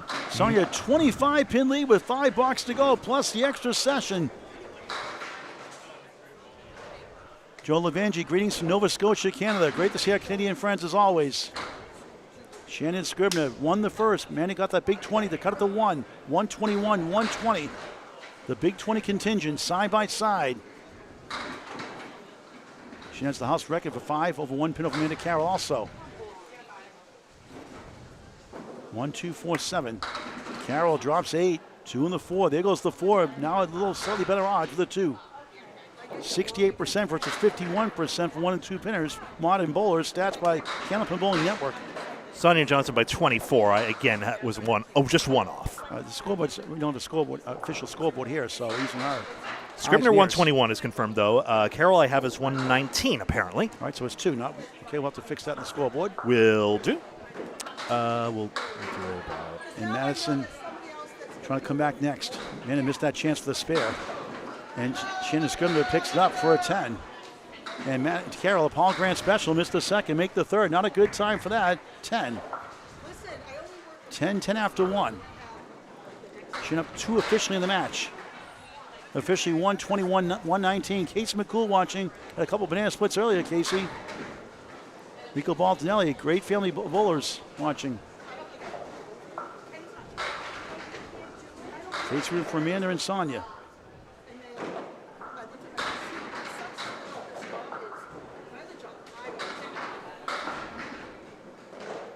The left-hander from South Portland, Maine. 36 junior titles, including 2 junior adult ICBA titles. 5-time Maine State Open Elimination Champion. ICBA champions, won a lot, and still in the 20s. 1 in the 8, Wood sticking around. Carroll 2 full, but gets a big break as somehow 9 go down, and the 2 gets a nibble. Look at a bad split. 3-in-1 split virtually, and then it's this. Take it while you can. Shin up 2 in the match, second box, second string, semifinals. She got a spare. 20 to ball through 2. Carroll to answer on lane 10 of 14. Yes. 20-20 hindsight, each a 10, each a spare. Shannon's up 2 in the match. Scores are confirmed here. 2 pins in this 2-string match.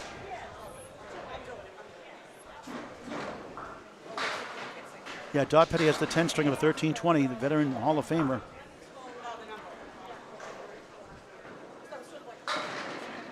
Shannon Scribner 3-9. I think she's in the Hall. I believe she is. I'm just memory blank right now. Trying to remember over 200 Hall of Famers. Or it's a matter of time, you would think. Either of these two ladies? Into Carroll, slices 7, 8, 6, 10 chance. Shanna 2 fill. Amanda takes lead, 28-22, now leads the match by 4. Carroll just has to not get deflected by that wood. Shannon looked for a bunch. Wow, look at that dark shadow shot, parallel time, plus the 10. Sometimes you want to go there. With her left to right ball, 1-2 pocket is the dream, but just hitting your head pin generally helps. As is, Amanda Carroll can grow this lead. Spare! Right on cue. Actually, Perfect start. and she did play the wood as it happens. Wood shooter. 38 ball through 3 in the semifinals, final string. Shanna tough 6. That's Paul Grampone, 18 with 2 and a mark included. 28 through 3. And Amanda Carroll up 10 in the string, 8 in the match, can get it into the teens.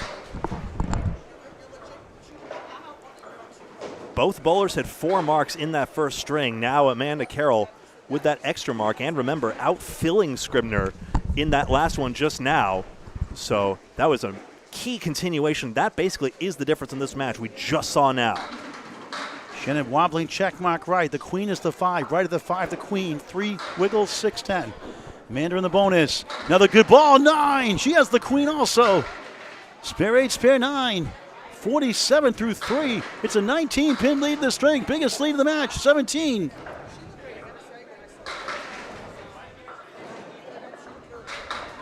Yes, Good in the spares. dodging the wood, I do believe.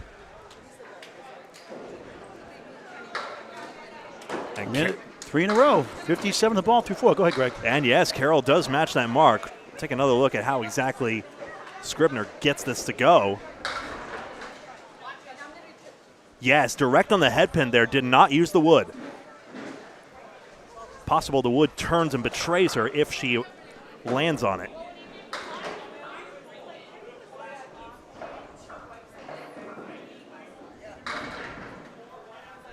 Todd Petty looked up, had a look, Greg. You can take over for a minute. Former world champion, first woman inducted into the Maine Sports Hall of Fame. One of the inaugural Stacia Zernicke Memorial Award also. Could have outsourced that to Wayne Petty. Yeah. I wonder if he's related.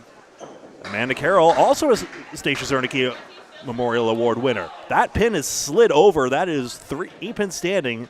3 pins knocked down, 6 and 10 in front of one another.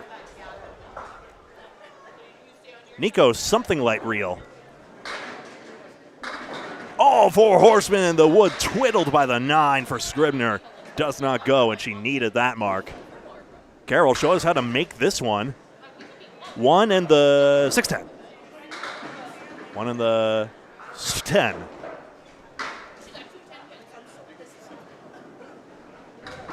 $36 bowls Maine, the Candlepin Hall of Fame, if you didn't know that. I don't know why I know these numbers in my head. I don't go home and practice them. Very good. Wood spins behind, so Carroll gives away 3 pins, and that makes it a 12-pin match. Yeah, I thought she was in the Hall of Fame. She's in the Hall of Fame, absolutely. I just drew a blank. Makes all the sense in the world, if nothing else. The prestige is obvious. Todd Petty won the World Singles in 1967, 1978, all events winner in 1972. Back we go.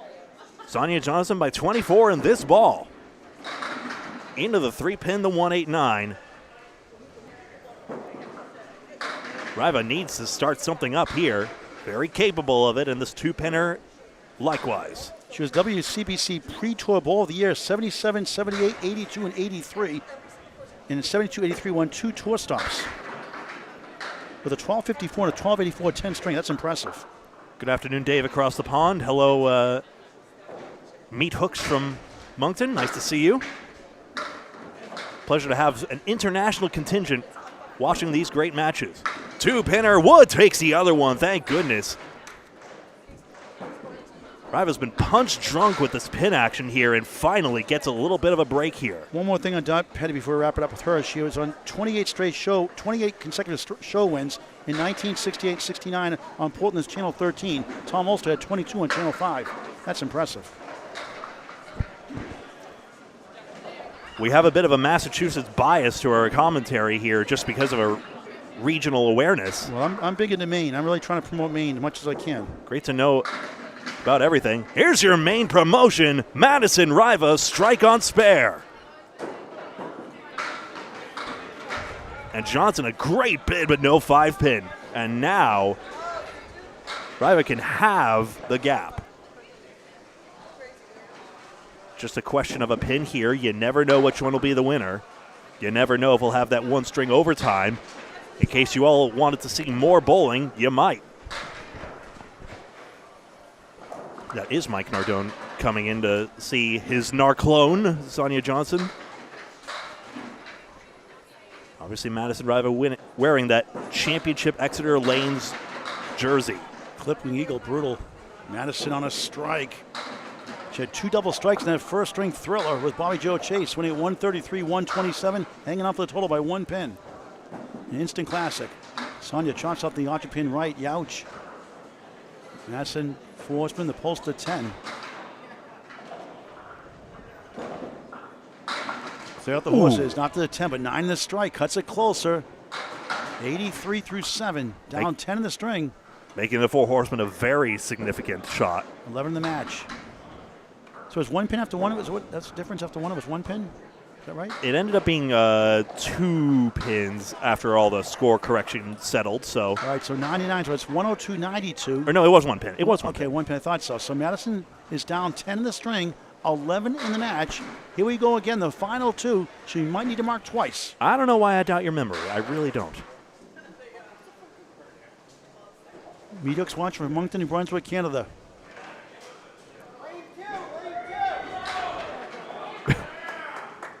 Trisha D'Agostino doing all the collection. Dave Quinn watching from the UK. Awesome. 2-7, 8 behind the 2-10 for Johnson. Fans so nice, we say hi to them twice. Tough one here, 4 in the 10. Unbelievable. Sonia, decent wood. Could you get it over? Oh, close. She got it anyway. Turnaround spare. Wow. That could be the saving spare to get to the finals. We'll see. 112 to ball. Can Madison make a ridiculous shot? What a try. And she might need a double to win this now. Yeah, likely beginning of the end. She already had 2, you mentioned. It's a sign today, Lee, indeed. One more look quickly. I will not miss this ball.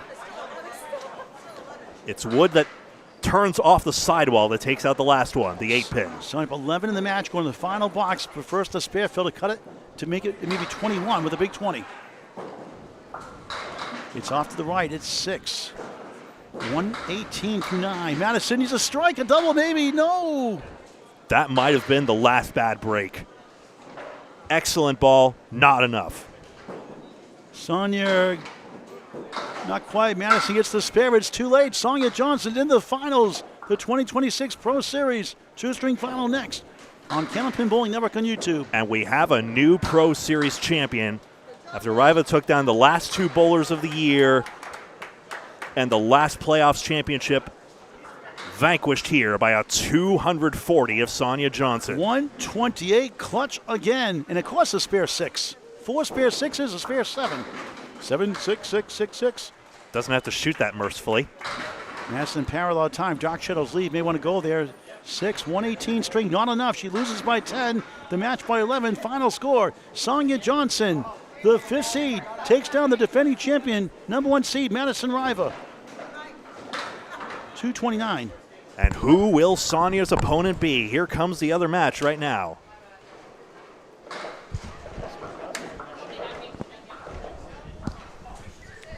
All right, here we go. Amanda Carroll. Dogfight here with Shannon Scribner. Amanda Carroll has the lead by 12 right now. 5 the queen, 8 to left. Double wood in front. 1 in front, 1 behind. In between the pipes. Lots of opportunities here, taking advantage of them. Carroll's ball is working. Women's finals definitely we'll get the men later on to cover the rest of the way for them. Shannon, 5 and the 10. No wood, no luck. The pin action has been slightly generous for Carroll here, but with the power of her ball, Spare. 77 the ball through 6. 3 spares the last 4. The genius of the Pro Series, it's a lot of 10 stringers in disguise. 5 matches for the men anyway, times 2 strings. And even there, 6 stringer for the women. Scribner just off target to make the split, but got her object pin, of course. Sonia Johnson, one of the 2 entries into the finals. Next on Candlepin Bowling Network, Scribner 9, 62 through 6. Update from Greg. 13 pins plus a ball from Amanda Carroll. Scribner has racetrack, but it's shortening up. Just a wonderful sport for any age, a game of skill and challenge. Nothing like the great game of Candlepin Bowling for any age. It's unbelievable. It's cool. Check it out. If you're in the New England area or the Maritimes of Canada, mainly Massachusetts, New Hampshire, and Maine, 1 in Vermont or 2 in Vermont. Just 1 in Vermont, I believe, right now. North Star. Yeah, that's right. As seen on the Western New England Tour. One of the many events that qualifies bowlers for the ICBA final at season's end. Shannon steals the head pin. Tough split. 8, 9, 10 left to right. Amanda Forfill, 81. And look at this. She has a 3/4 pick event herself. Look at this one. Youch. 7, 9, 10. Pick your favorite pin. Stephen Rogers. Congratulations to Sonia Johnson. Scribner looking at this a lot. Red line drills the 8-9, but what about the 10? Oh, what a try that was. Thank you, Eric Thorsten, watching. Always donated to Candlepins. Can't better than $10. I believe in the bucket last night at Academy Lanes. Pub 125. Havel Mass always donates. Thank you very much, Eric Thorstenston. This could be a 3-pin gain here. Amanda 7, 88 through 7 in the semifinals. Final string. Shannon 9 gets 2 back. 71. Update from Greg through 7. That gains 2, 15 pins. So still, Scribner must gain 2 marks at least. We're on Candlepin Bowling Network in high definition YouTube and Facebook. High definition YouTube only. Please like and share the video. Like and follow us on Facebook. If you'd like to donate, go to Super Chat and donate any amount you can afford. That is a Team Holbrook shirt on the back. A past mixed world's champion. Dominant one, too. 3 wobbling 6-10, 7 up. Wood decent behind the 3. Scribner needs 2 marks at least. Tipping 6. Make it 5. The 2 didn't go down. 1 rearrange 2. 8 behind the 2.5. 9, 10 right. It was tipping, though. I like Amanda's shot better, but Shannon still has a chance. Does the plank by the 3-pin trip on the other piece, though? Maybe cap? Whoa, what a shot for a spare. Went outside. It did all connect. Good shot. 98, the ball in the ace. Shannon the answer. Not quite. And Amanda Carroll has control right now here in the semis. Definitely. You see the dejection in Scribner's ball toss right there. She knows how massive a mark that was. Shannon takes the 10. 81 through 8. 2 blocks to go here in the semifinals. Who will take on Sonia Johnson, the 2-string final next? Stay tuned. So actually the wood twiddled around in the back corner there. It's actually going to spin around and bump the 7 from behind, I think, actually. Wow. And Shannon might need a double herself now. Amanda, 5 spares in the string. A good ball for a strike. Goes! Big 20 for the Big 20 bowler. 108 through 8. 118 plus 2 in the 9th. Scribner bumps away, baby. Match game. 91 plus 2 in the 9th. She's still alive, but needs a strikeout pretty much. Update from Greg real quick. Is there a path for Shannon still? Obviously, chaining strikes is always an option here. Has to be filled, but Amanda Carroll heavily ahead here. It would take all strikes pretty much. Even there. Miracle zone. Definite. Greg Gouillart, 2023 Incorporated. Yeah, a miracle is required of some sort. A Scribner triple strike. I mean, it's on the table, but we'll see. Amanda on the strike. Half Worcester 2. Not filling the strike is an option back in for Scribner. Needs this mark, though, either way. Scribner, beautiful ball. Sails away from the 5, 9, 10 left to right. That could do it. And again, just landing on the 1-3, unfortunately. Crossovers leave queen pins, and that's that. And a 7 to strike. 158, 125 through 9. I mean, I said that was it when it was Joey Lister. Then again, we remember that Wakefield match, but earlier in the Pro Series here on Candlepin Bowling Network. Scribner, what a try, almost.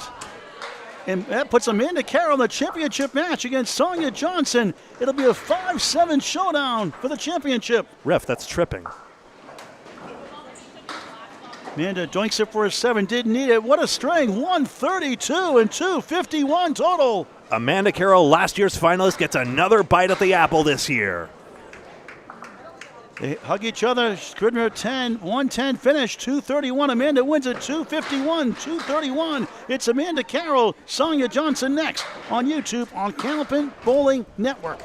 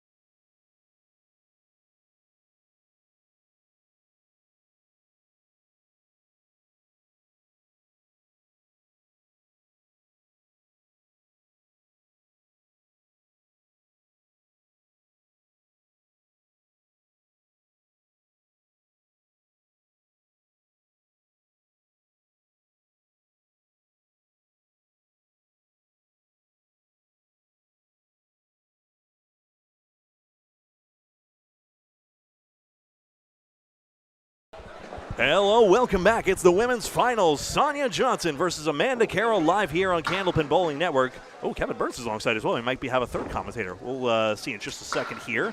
But first of all, let me put this in. And then it's time for the final. All the finals are 10-11. I apologize for being askew again, but it'll be a great match all the same, and we're looking forward to bringing this to you. Two strings as ever. This is for the Pro Series Championship. Madison Riva will not be around to defend it. Got vanquished by Sonia Johnson in that last match. Sonia Johnson, the 5th seed. Amanda Carroll, the 7th seed. Greg Gouillart would call the entire first string. Welcome back, Greg. Thank you very much. This can go in number 3 if you can figure that out without bumping anything. 4-pin drilled straight back, and a single pin taken out by Sonia Johnson. We'll talk to the winning bowler at the end also. Get the microphone ready too, Greg, for that. Will do. 2 strings straight through. 9-boxer Carroll to begin. 1-pin lead early on. 2-string final, overtime, 1 string of the tie after 2. If it's double overtime, a 2-box roll-off till somebody wins. We're at Harvard Lanes, newly renovated Harvard Lanes, Harvard, Massachusetts, 204 Ayer Road, A-Y-E-R, must-see destination. Beautiful, shiny, gorgeous. Tons of pinball machines here also.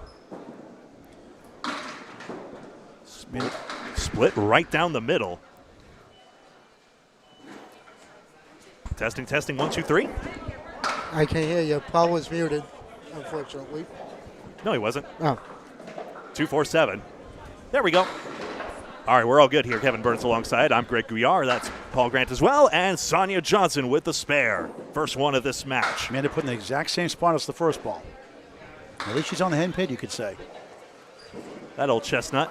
Non-standard candlepin notation. Those red bricks with their head pin splits. That helps us see the head pin accuracy. Sonia Johnson, a yellow brick for the head pin hit. And there we go. Captain Happy watching. Rombo Zoid watching. 4 pins plus a mark. Watch that pinning. It can matter. It already has before. Terry Ann Gilbert, room for Sonia Johnson. Good matchup here. Hello, Kevin's fiance. Not to be reductive. Yeah, I literally just dropped her off and literally flew back. I'm glad she's got Wi-Fi in the office over there. That's nice. Yeah. 7 pins for Johnson.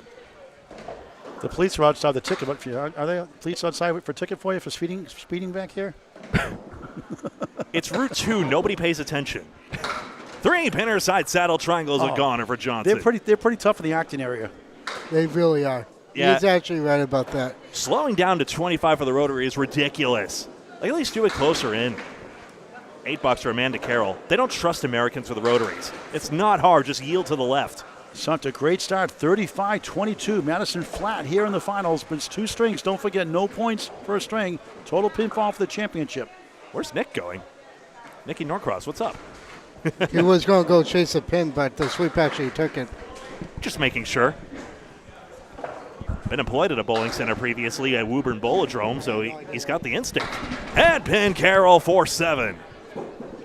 Needs a mark to get back into this, and Sonia Johnson drops 9 on her second one. Chance for 3 marks in a row. A Steve Bronchuckian turkey, as it were, in honor of the great commentator of King of the Palace. Does the wood turn in here? Spare! Amanda Carroll with the spare. Sonia Johnson say the same. All right, Paul, I have the prize fund right here. $700 for first place. Second place gets $430. Third and fourth get $250, and fifth and through 8 get $150. Not too bad. The more we get next year, the more you'll make. Head pin 5 and 8. Another 2-pinner for both of them, in fact. Sonia red hot, 3 marks in a row since the 8-box start. Sonia Johnson makes me doubt the head pin statistics. She just generates power from absolutely anywhere. It just does not matter. Amanda Carroll is head pin perfect as it happens. A great match to start off here. That ball hung up in the hand, though, and Johnson spares for 4 marks in a row. Eagle, I think he called it, and 5 is a badge. I have no idea. I know a turkey was 3. There you go. And then he called it a Bronchuck? Yeah. Good enough. Yeah, today, Paul, over here today, we're doing our tribute to Steve Bronchuck. Everyone okay over there? I saw a commotion. 72-50, Sonia Johnson up 22 plus a ball, halfway through the first of 2. Looks like Bobby Joe Chase just knocked down the chipwreck. A display case got knocked down. Well, Harvard had wonderful food and refreshments here, but that's currently out of order. Special shout out to Evil Knievel, Stephen Rogers, a great Evil Knievel out of Bubba's Bowling Center, Concord, in his early 70s, got a severe motorcycle accident. He's a daredevil. He can't wait to get back on the bike. And good to see our good friend Julia Jones watching. Great ball on the rise at Academy Lanes, Pub 125, Haver Mass, the mixed-up graduate champion. Yeah, Terry Ann said hi to me and you, but not to Paul. Can't win them all. There's always haters out there. What can I say, you know? Haters gonna hate. Or maybe she just... she probably thought, she thought you were on the other stream. Sonia Johnson was pulling balls down there. There are some who believe that if you throw balls through the pin setter, it would cycle more, or you would push through pins. No. That's her loss. Just an urban legend. No, because it takes about a minute for a pin for the pin setter to cycle through anyway. Then there's like a dozen balls later from people. Yeah, exactly. No, because the more balls you throw onto the plate, the more it weighs it down. Sonia 3 in the fill, 75, solid half, up 25. Amanda Carroll with a 3-pinner, though, still head pin accurate. And second ball glances away, and Johnson needs an out now. 5-7-10. Matt Susi special. First bit of adversity here. I think the most recent 5-7-10 I recall is Sean Baker making this at a past Pro Series when it was at Webster Timberlanes Abington. Object pin won't carry. Where we'll be in a weekend's time, actually, for a special fundraiser with some very special guests to be announced, as I understand. We're still confirming the guest list, but as I understand, these are some even bigger names than before that we've had on these broadcasts. Sonia Johnson 7, 82, Amanda 10, 60 through 6, first of 2, championship match, 22-pin lead. Good, do you know when the date of that is?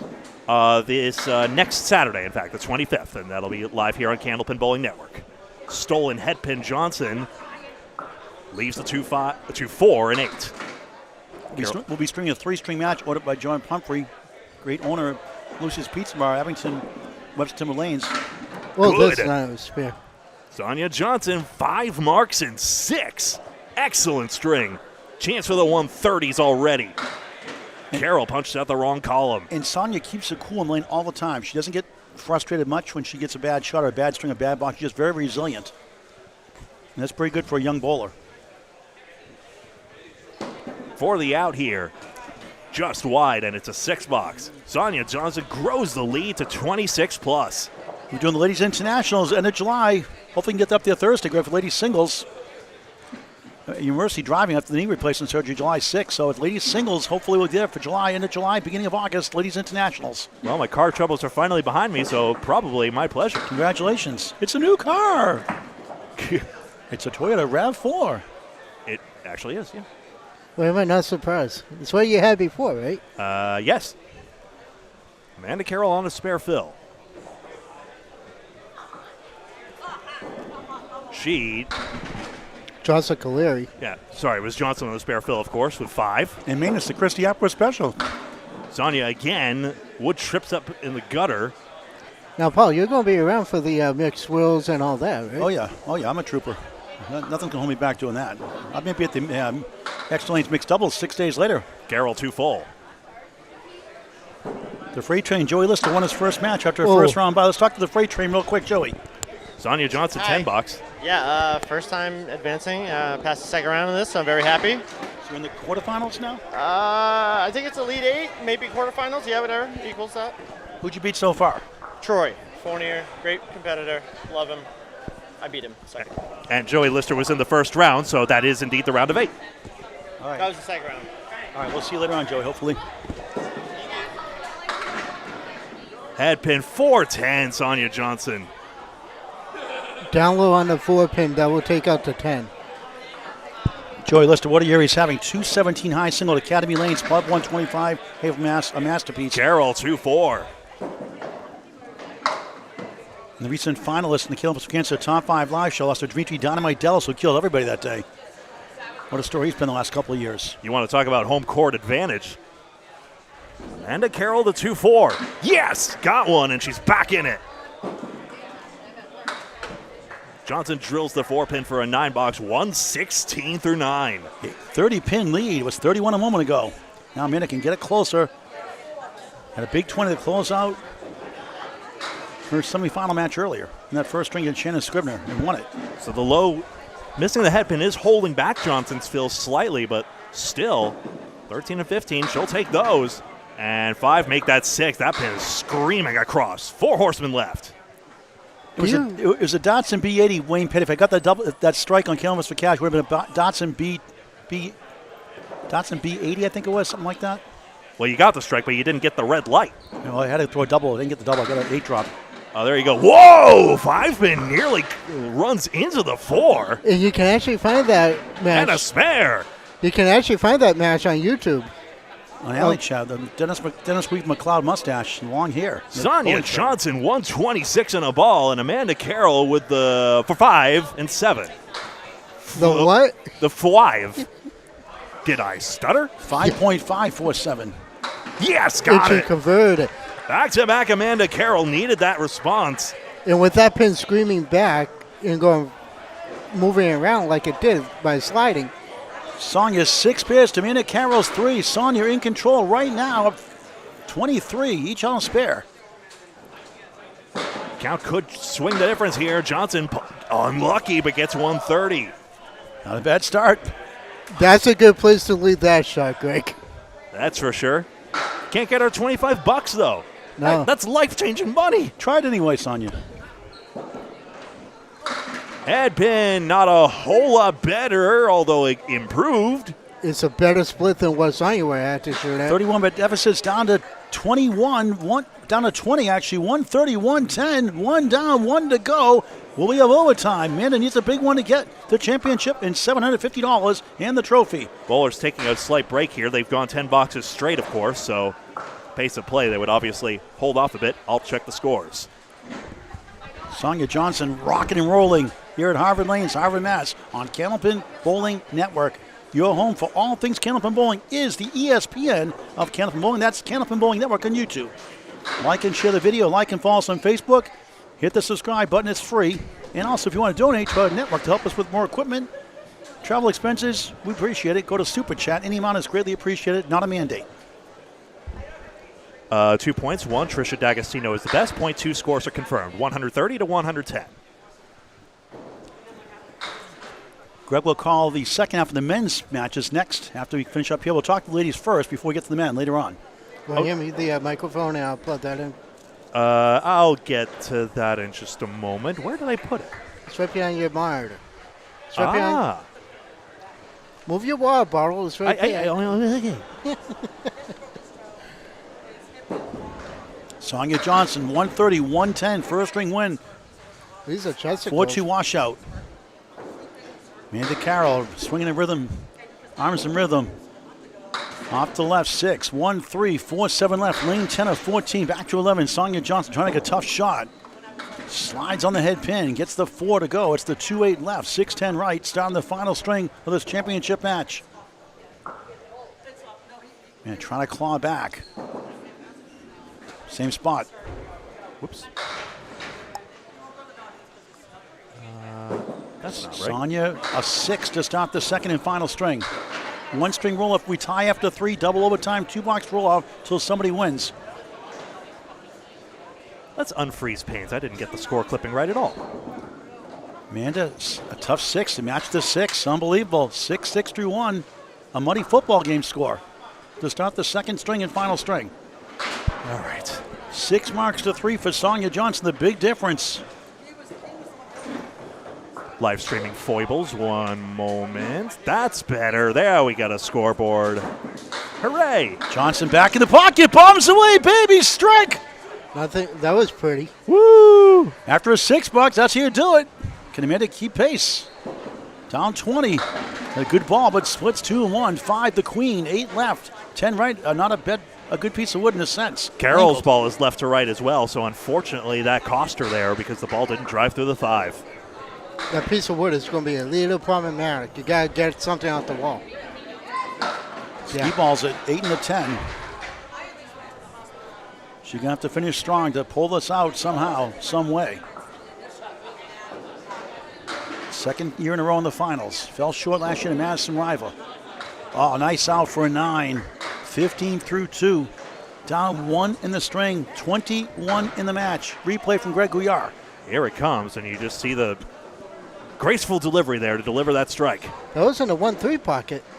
It wasn't in the 1-2. Sonia, her sister Sage, mother Mario Cash, last weekend's ladies 320 80% handicap tournament. Watch it on YouTube on Candlepin Bowling Network. I told her she's doing a lot of stuff.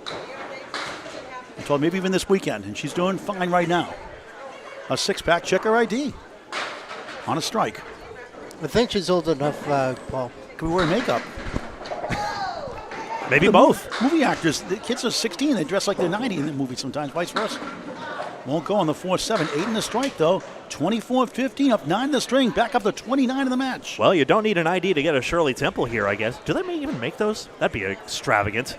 A lot of other nice drinks here, though. Mander spare to get it back. Sonia 8 in the strike, 10 in the box. 34 through 3. Mander 25 in the ball through 3.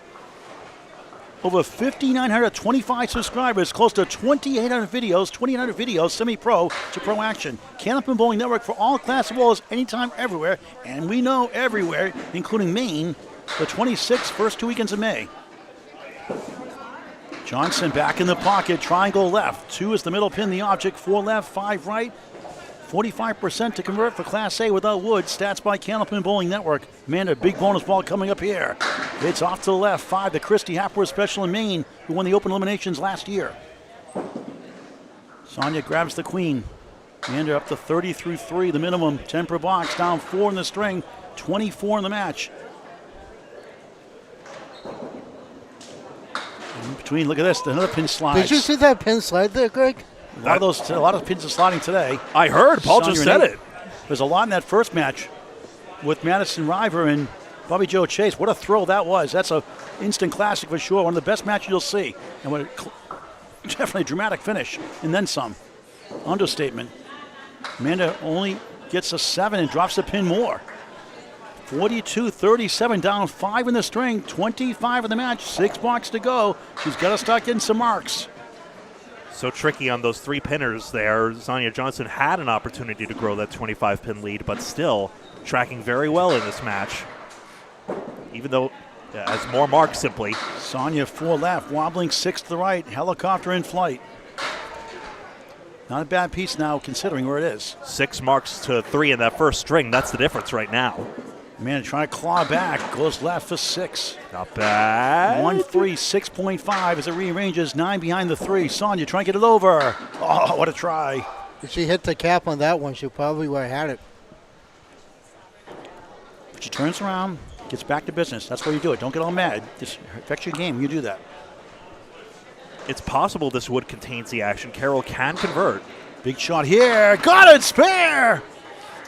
47.5 plus 1. Sonia in 9. 51.5. Halfway through the final string of this championship match. Update from Greg Gouillart. 24 pins minus a ball from Amanda Carroll as we get another look here at this nice shot. And indeed, you notice how the 3 just travels straight back into the 9. I'm trying to see, Kevin, is that the ball that just carries straight back? I think it is. Yes, yeah, it is. It was the ball. The ball hit that piece of wood to take out the 6-pin. What a great sport for any age. Candlepin bowling is unbelievable. It's cool for any age. 100-year-old this bowl, Candlepin. Seniors in Maine I've seen start bowling in the 70s, 80s, and 90s. Never too late to pick up Candlepin bowling, a sport for any age, a game of skill and challenge like golf. If you can golf, you can Candlepin bowl. And you'll probably get just as frustrated. And you can glow and you can bowl also. Glow bowling available weekends most places. Amanda Carroll trying to have a furious finish. Right now, she's down 24 in the match. Like Greg said, minus the fill. A big strike would be huge. If the men's finals are on 10 and 11, I might try and swing the camera over. Only so much time to do things, but there's probably a way for me to swivel the camera so we get a better angled view. Big ball, 8, 4 in the 10, holds.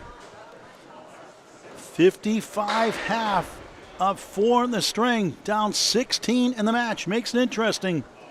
Triangle right, 3 the object pin middle, 5 left, the queen, 6 to the right for Johnson. Amanda out of the big 20, Scarborough, Maine, no. Sonia, yes, big swing, gets it back. For the title. 61 on the ball through 6. Amanda trying to get a 10, does. Great pinner, great career, future Hall of Famer. 10, 65 through 6 on Candlepin Bowling Network. It's getting close to Miracle Zone here for Amanda, not quite yet. A field of 28 of the best women paired down to the top 8 to start today, and now these two with the best opportunity to take down one major title. Amanda Carroll, her back-to-back finals appearances, needs a lot of marks here to flip the script on Sonia Johnson. Stephen Rogers, glad you're riding the motorcycle again, feeling better, good for you.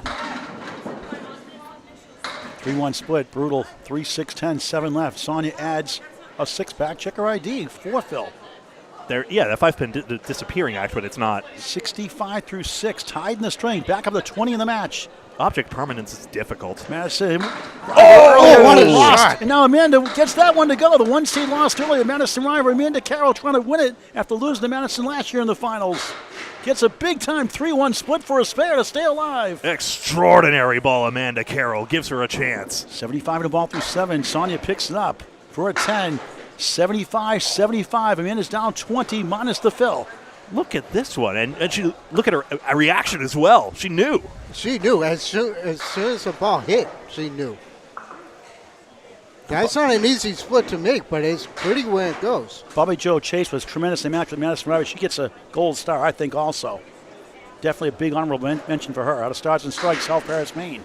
No slouches in this field today in the Pro Series playoffs. Amanda sends it right, 3-1 washout this time. Johnson with 8, 7 of the 8. See if she can use that wood. Amanda 1-2-4-10, 6 fill, cuts to 14 in the match.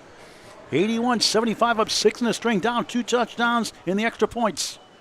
3 boxes to go. Playable wood for both. This is a challenge. Critical shot. Oh, wow! Treetop the 10. Nico behind that rail spare. Back to back. Still alive. Can cut up the single digits. 91 on the ball through 8. Correct. She still needs one more, but Amanda Carroll is doing everything right. Johnson 9. 84 through 8. 2 boxes to go. Sonia just needs to start focusing. It's down to 13 minus the ball from Carroll. She was down 31 earlier. That was a... Actually, no, the 5-pin did not fall on Sonia's spear. It just slid. Mario Johnson, future Hall of Famer, I believe, for sure. I trust Kevin. I trust Kevin Gratton. I didn't know if it fell off the back or if it was just an object permanence thing. I'll check real quick. Madison swinging her arms, trying to get a big 20 here. It's a good ball. It's in the pocket. It's 7 again. Make it 8, even better. No 3-1 split, a watch out this time, but a tough piece of wood angle in front. 2 left, 5 right. 8 the fill, not 7, Greg. Another pin fell. It's 99 through 8. Got it. And it's down to 5 for Sonia. It was the 7-9. Made a critical shot. Hooks left. He got it. 3 in a row. Clutch. No go for Sonia. And Amanda can take the lead. Go to the final box of this championship match. 109 in the ball. Clutch. Sonia at 9. 93 through 9. Greg's checking the official scores. No scoreboard here. A big comeback for Madison earlier. Opposite of 9, excuse me. Yeah, it was a 4 fill, by the way. So it is 109-93. So Madison, who lost earlier the title after winning last year, Amanda Carroll trying to get it back this year after losing to Madison last year. Down 4 in the match. 5 for the lead. Going to the final box. A good ball. Takes the lead with 6. Sonia, diamond left. Which one you like better? You're going to like Sonia's better. I like Sonia's better. 6-8-6 fills. 150. She takes the lead by 2. Pinning on the line as well, and Carroll's got a tougher pinning configuration, maybe. Does the wood turn into both the 4, 7, and the 6? Sonia shot 27% chance. Stats by Candlepin Bowling Network. Man, trying to get it over another mark. No, Sonia for the spare to win it. No, maybe. No, it turns away. Mind the pinning. Carroll needs a pin to shut out. It's 2 coming to this final box. Or guarantee a tie anyway. 2 pins critical here for the win. She got it. She wins. She comes back and wins it from 31 down. Whoa, whoa, whoa. Shades of the quarterfinals between Bobby Joe Chase, Madison Riva. She wins it 234 to 233. Amanda Carroll survives. Sonia Johnson. Wow, wow, wow. Don't you just love Candlepin Bowling? And 3 marks in that back half there, including a 3-in-1 conversion. Amanda Carroll deserves that trophy. We'll get a microphone out there. I think she will not mind us sticking a microphone in her face at the current moment. I don't think so either. Come around front if you don't mind. Bear with us, folks. Now the moment we all dread.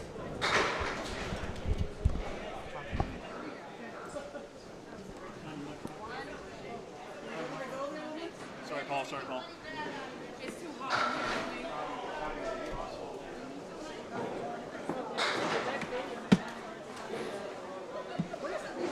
And out.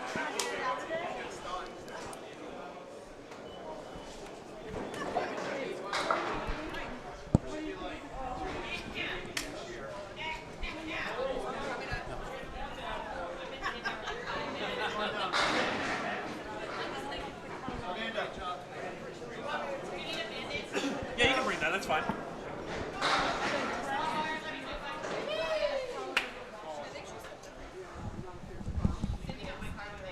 Amanda Carroll, what an incredible win. Fell short last year to Madison Riva. She won the quarterfinals by 1, coming back down 22 earlier. You're down 31 early in that match. You won it by 1 pin. Wow, wow, wow. Your thoughts on that wild finish? I mean, I said to myself all weekend preparing for the match that I needed to stay within myself, that I'm not sometimes I try to throw the ball too hard when I'm down, and I have to reset myself and go back to my own game, and that's what I did, and fortunately I was able to come away with the win. You're mentally tough. You're down 31. You're down. You know you need a couple of marks on the stretch. What's going through your mind as a bowler personally? Everybody thinks differently. What's going through your mind down the stretch? My thought is to hit the head pin. I want to, try to get a good break and give myself a chance for a spare. I threw a lot of strikes earlier, which is unlike me, but coming down the stretch, I know that I don't throw a lot of strikes, so I've got to hit the head pin and try to get a spare leave so that I can make a spare. Incredible 3-1 split and a 3-1 washout. 2 incredible shots, legendary shots. Thank you very much. Hold that trophy up high. $750 richer. How about a 3-letter word? Wow. All right, Amanda Carroll, your 2026 Pro Series Ladies Championship winner. Back to Greg. But that's not all. The men's final rounds of their playoffs is coming up next. Another possible thrilling finish, even though we've just been spoiled with one now. It's coming up next as soon as possible here on Candlepin Bowling Network. We'll be right back.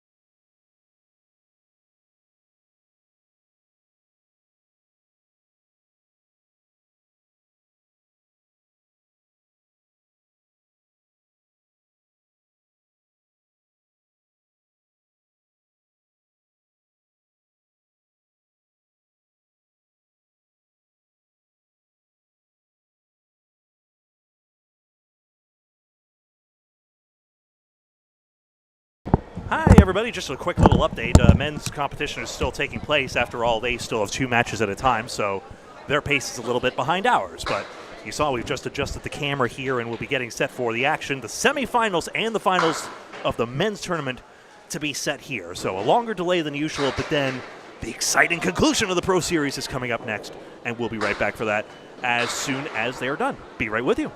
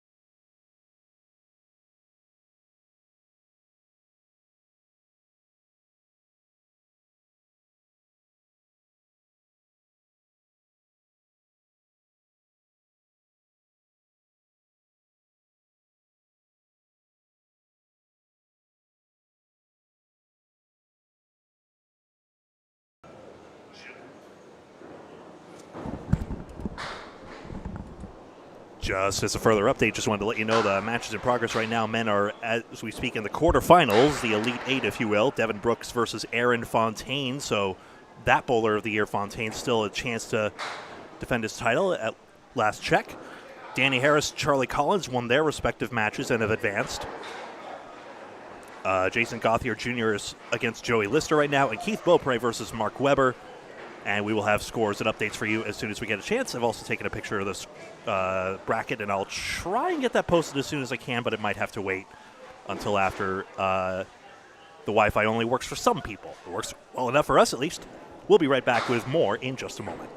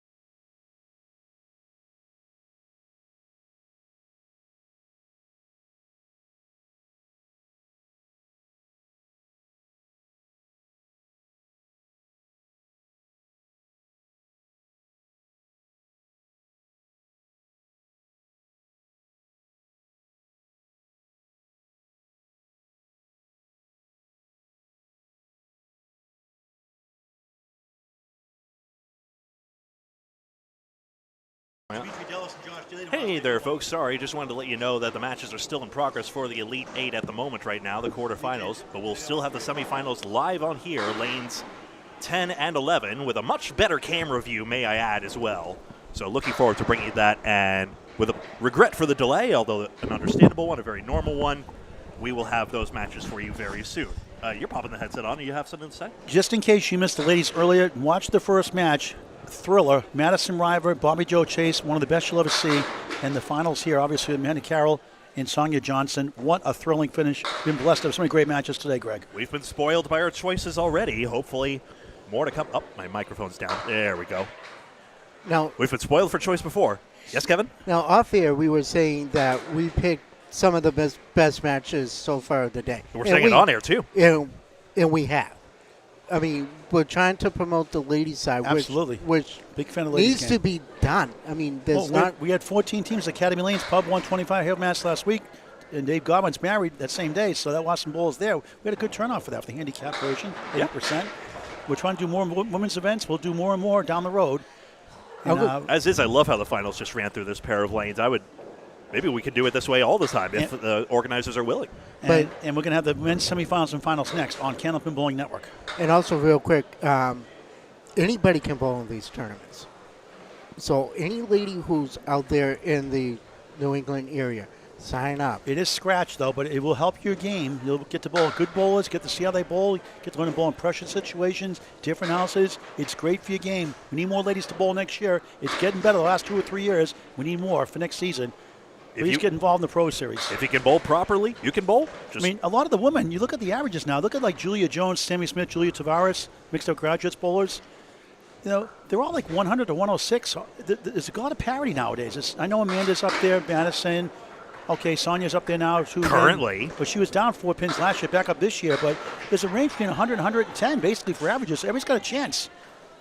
Any given day, just because you have a 10-pin average higher doesn't mean you're going to win. Exactly. Anything can happen. We had a 5-7 finals in. In fairness to Amanda, she missed some tournaments, so she dropped to 7th. So if you're in Candlepin country, get out there and bowl. The Pro Series is for you, and we hope to see you soon. Maybe on our cameras one day. And one pitch to the ladies, September 12th, the 5th annual Candlepins for Cancer 220 scratch doubles event at Exeter Lane Shooter Sports Club, 9:30 start time, first ball. Information coming soon on Candlepin Chat. I already put a post up this week and early this year. You did put a post up on it on Candlepin Chat. Yeah, 220 scratch. The 5th end, $1,000 from Candlepins for Cancer, close to a $5,000 prize fund right now. Hopefully more. Top 8 of 24 if you sell out. We almost did last year by 23. One dropped out due to illness. We sold the year before that. Based on 24 teams, we'll pay 8 spots out and about a $5,000 prize fund, give or take. That is a good payout. Yep. So September sign 12th. up. It's always the day after Labor Day. Sign-up's coming, pending Greg taking his sweet time putting the link on candlepins4cancer.com. But it's going to be based on the winter ending average. The ACST ends May 30th. Obviously, if you're not near 220, it doesn't matter. But, excuse me, information on candlepins4cancer.com, candlepins4cancer.com. Make a donation also to the Bowlers Charity, candlepins4cancer.com, if you'd like to. We'd appreciate it. Fantastic. I'm going to go around just check the status of everything. If I have an update on how many boxes are left, I'll be right back. We'll sign up now. We'll be right back. Same stream. We'll be right back.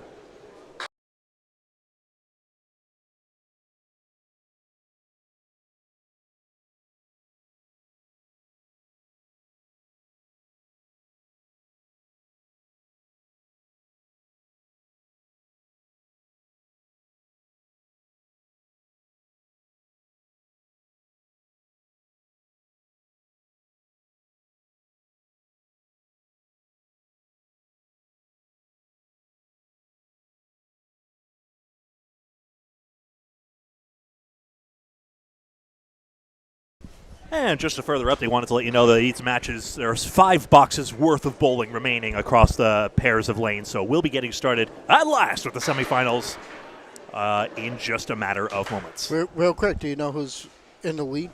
Haven't been able to check exact scores, so I'll just have to go by the bracket.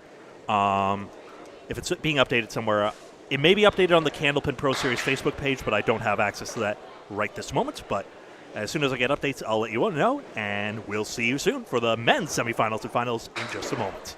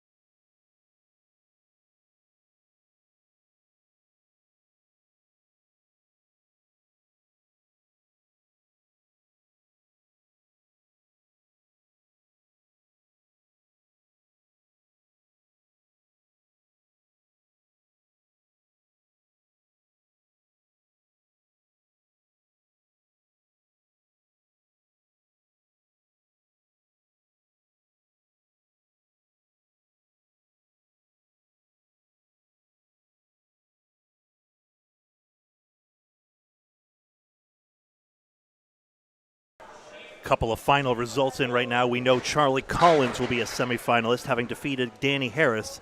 And we now know Keith B.O.T.Y will be a semifinalist, defeating Mark Webber. Still the Brooks versus Fontaine match, and still the Lister versus J.B. Gauthier match in progress as well. Looks like they're somehow still a few boxes behind. Very sorry, folks, but hopefully this delay shouldn't be too much longer, and we'll be right with you once it's done.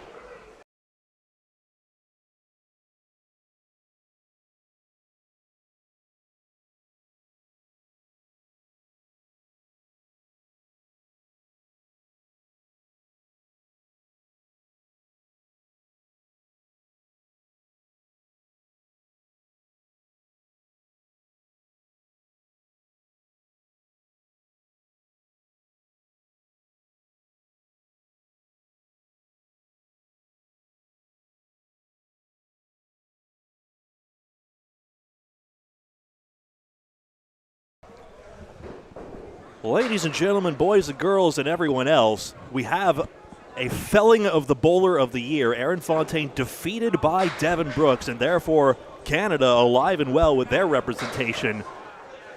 Devin Brooks will take on Charlie Collins. J.B. Gauthier and Joey Lister are actually still in progress right now. Actually, let's see if we can peek in on their match over yonder. It's a very lateral move there, but I think you'll find this will allow us to see it nicely. You know what? You could pretty much say that that's an upset between Webber and Fontaine. Number 1 seed down, simple as that.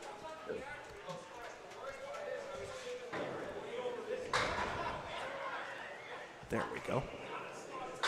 Just trying to take the graphics away on this.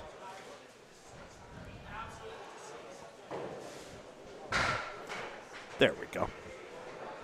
Get a very, very, very obscured view of this. Looks like there's just a few boxes left in that one.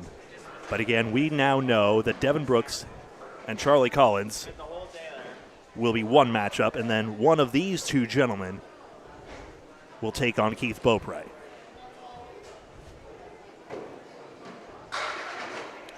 I'll see if I could snag a score update. And once again, be right back.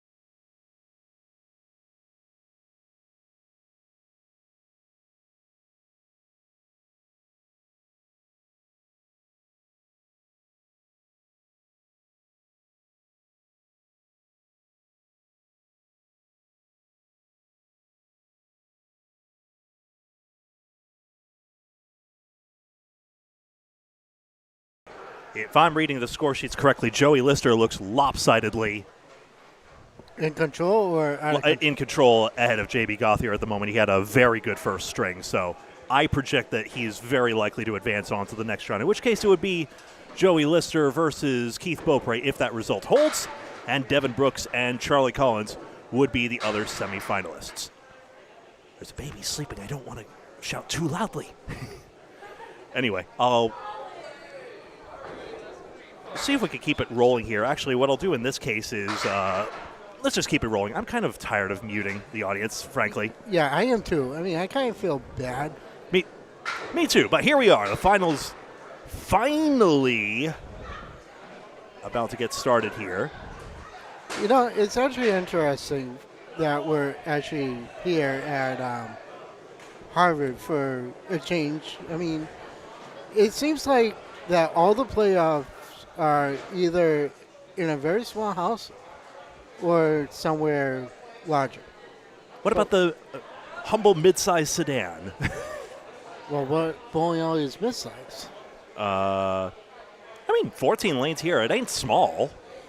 It's not small. It's a little bit bigger than Riverwalk if you want to go that far. But Precisely. no, I just feel like that most of the playoffs are usually at Exeter or Academy. I mean, we were at Exeter last year, if you remember that.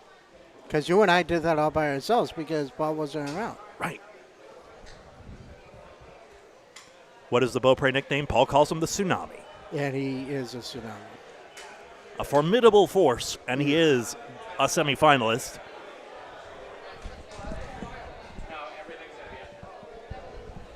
So again, Beaupre versus probably Lister if nothing extreme has happened over yonder. That's a confirmed. And then Brooks versus Collins will be the other semifinalists. All right, everyone's sidling on over. Oh boy, oh boy. Oh boy, oh boy, oh boy, oh boy. We're going to watch some bowling at last. Again, very sorry, folks. We got a little logistically pickled there at the last moment when the lanes were reassigned at the last moment there. Chris Ryder, for a start, has to drive Devin Brooks home. He'll keep score for us. Thank God. Chris Ryder, this Pro Series and last with the Canadian convoys, particularly for the mixed doubles, but Devin Brooks, well worth the ride for him, including his victory at Bayberry, the first event win by a Canadian, in fact. It's wonderful to see, especially when Canada is very proud of, protecting their culture during their political times, for whatever the reason, It's nice to know that, including the fact that they have 5-pin bowling, their national game as well, but Candlepin has its own culture up north, which, frankly, I think we have a lot of digging to do as well. But as it is nice to see them down here at Harvard Lanes, Harvard, Massachusetts today. Lanes 10 and 11 in use here. Paul, you said you were going to cover the first. Yeah, you're going to cover the second half of each string. Second half of each string. That's right. So you own the men's. You own the men's division. I own the men. You own the men. Well, actually, I think Greg and I both own the men. Well, I'm doing the ladies. I'm spreading myself all over the place. That wasn't in the prenup. I'm straight. Dashed. Missouri Meathead, thanks for watching. Beaupre's nickname is the Tsunami. I wonder where he got the nickname from. Paul. A lot of Pauls out there. Paul. David Quinn, semifinal time indeed. Here we go. Well, maybe there are some new viewers. Hi, that's Paul Grant. Kevin Burns is the one saying Paul, and I'm not. I'm Greg Gouillart. All right, who's in the semifinals? I haven't kept her up here. Semifinalists are Devin Brooks versus Charlie Collins, felling Aaron Fontaine, the bowler of the year. Devin did. And Joey Lister versus Keith Beaupre will go back and forth between the matches. 5 boxes at a time. We'll just flit back and forth. And as soon as the bowlers are catching their breath, they've done a lot of bowling today. This will be strings 7 and 8 for a number of them. Devin's friend Chris Ryder won the 2024 ICC singles knockout a couple years ago.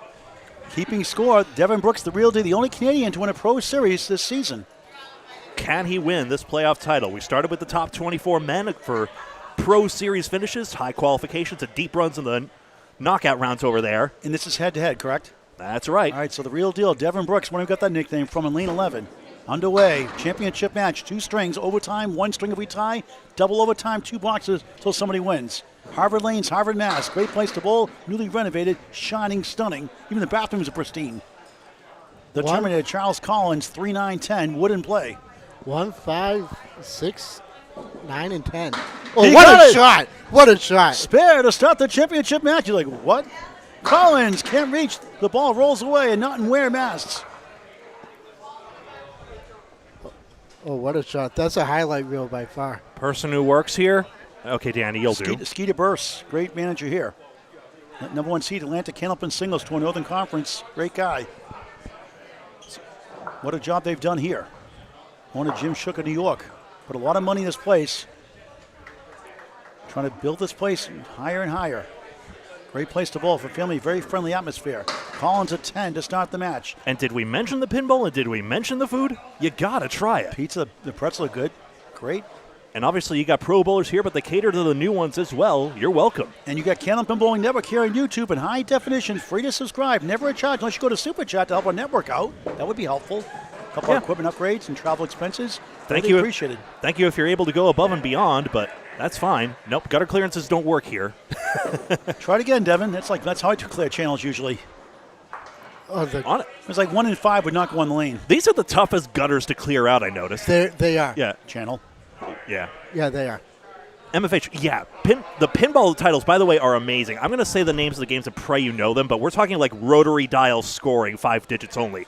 High Hand, Kingpin, Atlantis, Abracadabra, Sky Jump, Close Encounters of the Third Kind, Countdown. I know that one from a TNT Amusements video.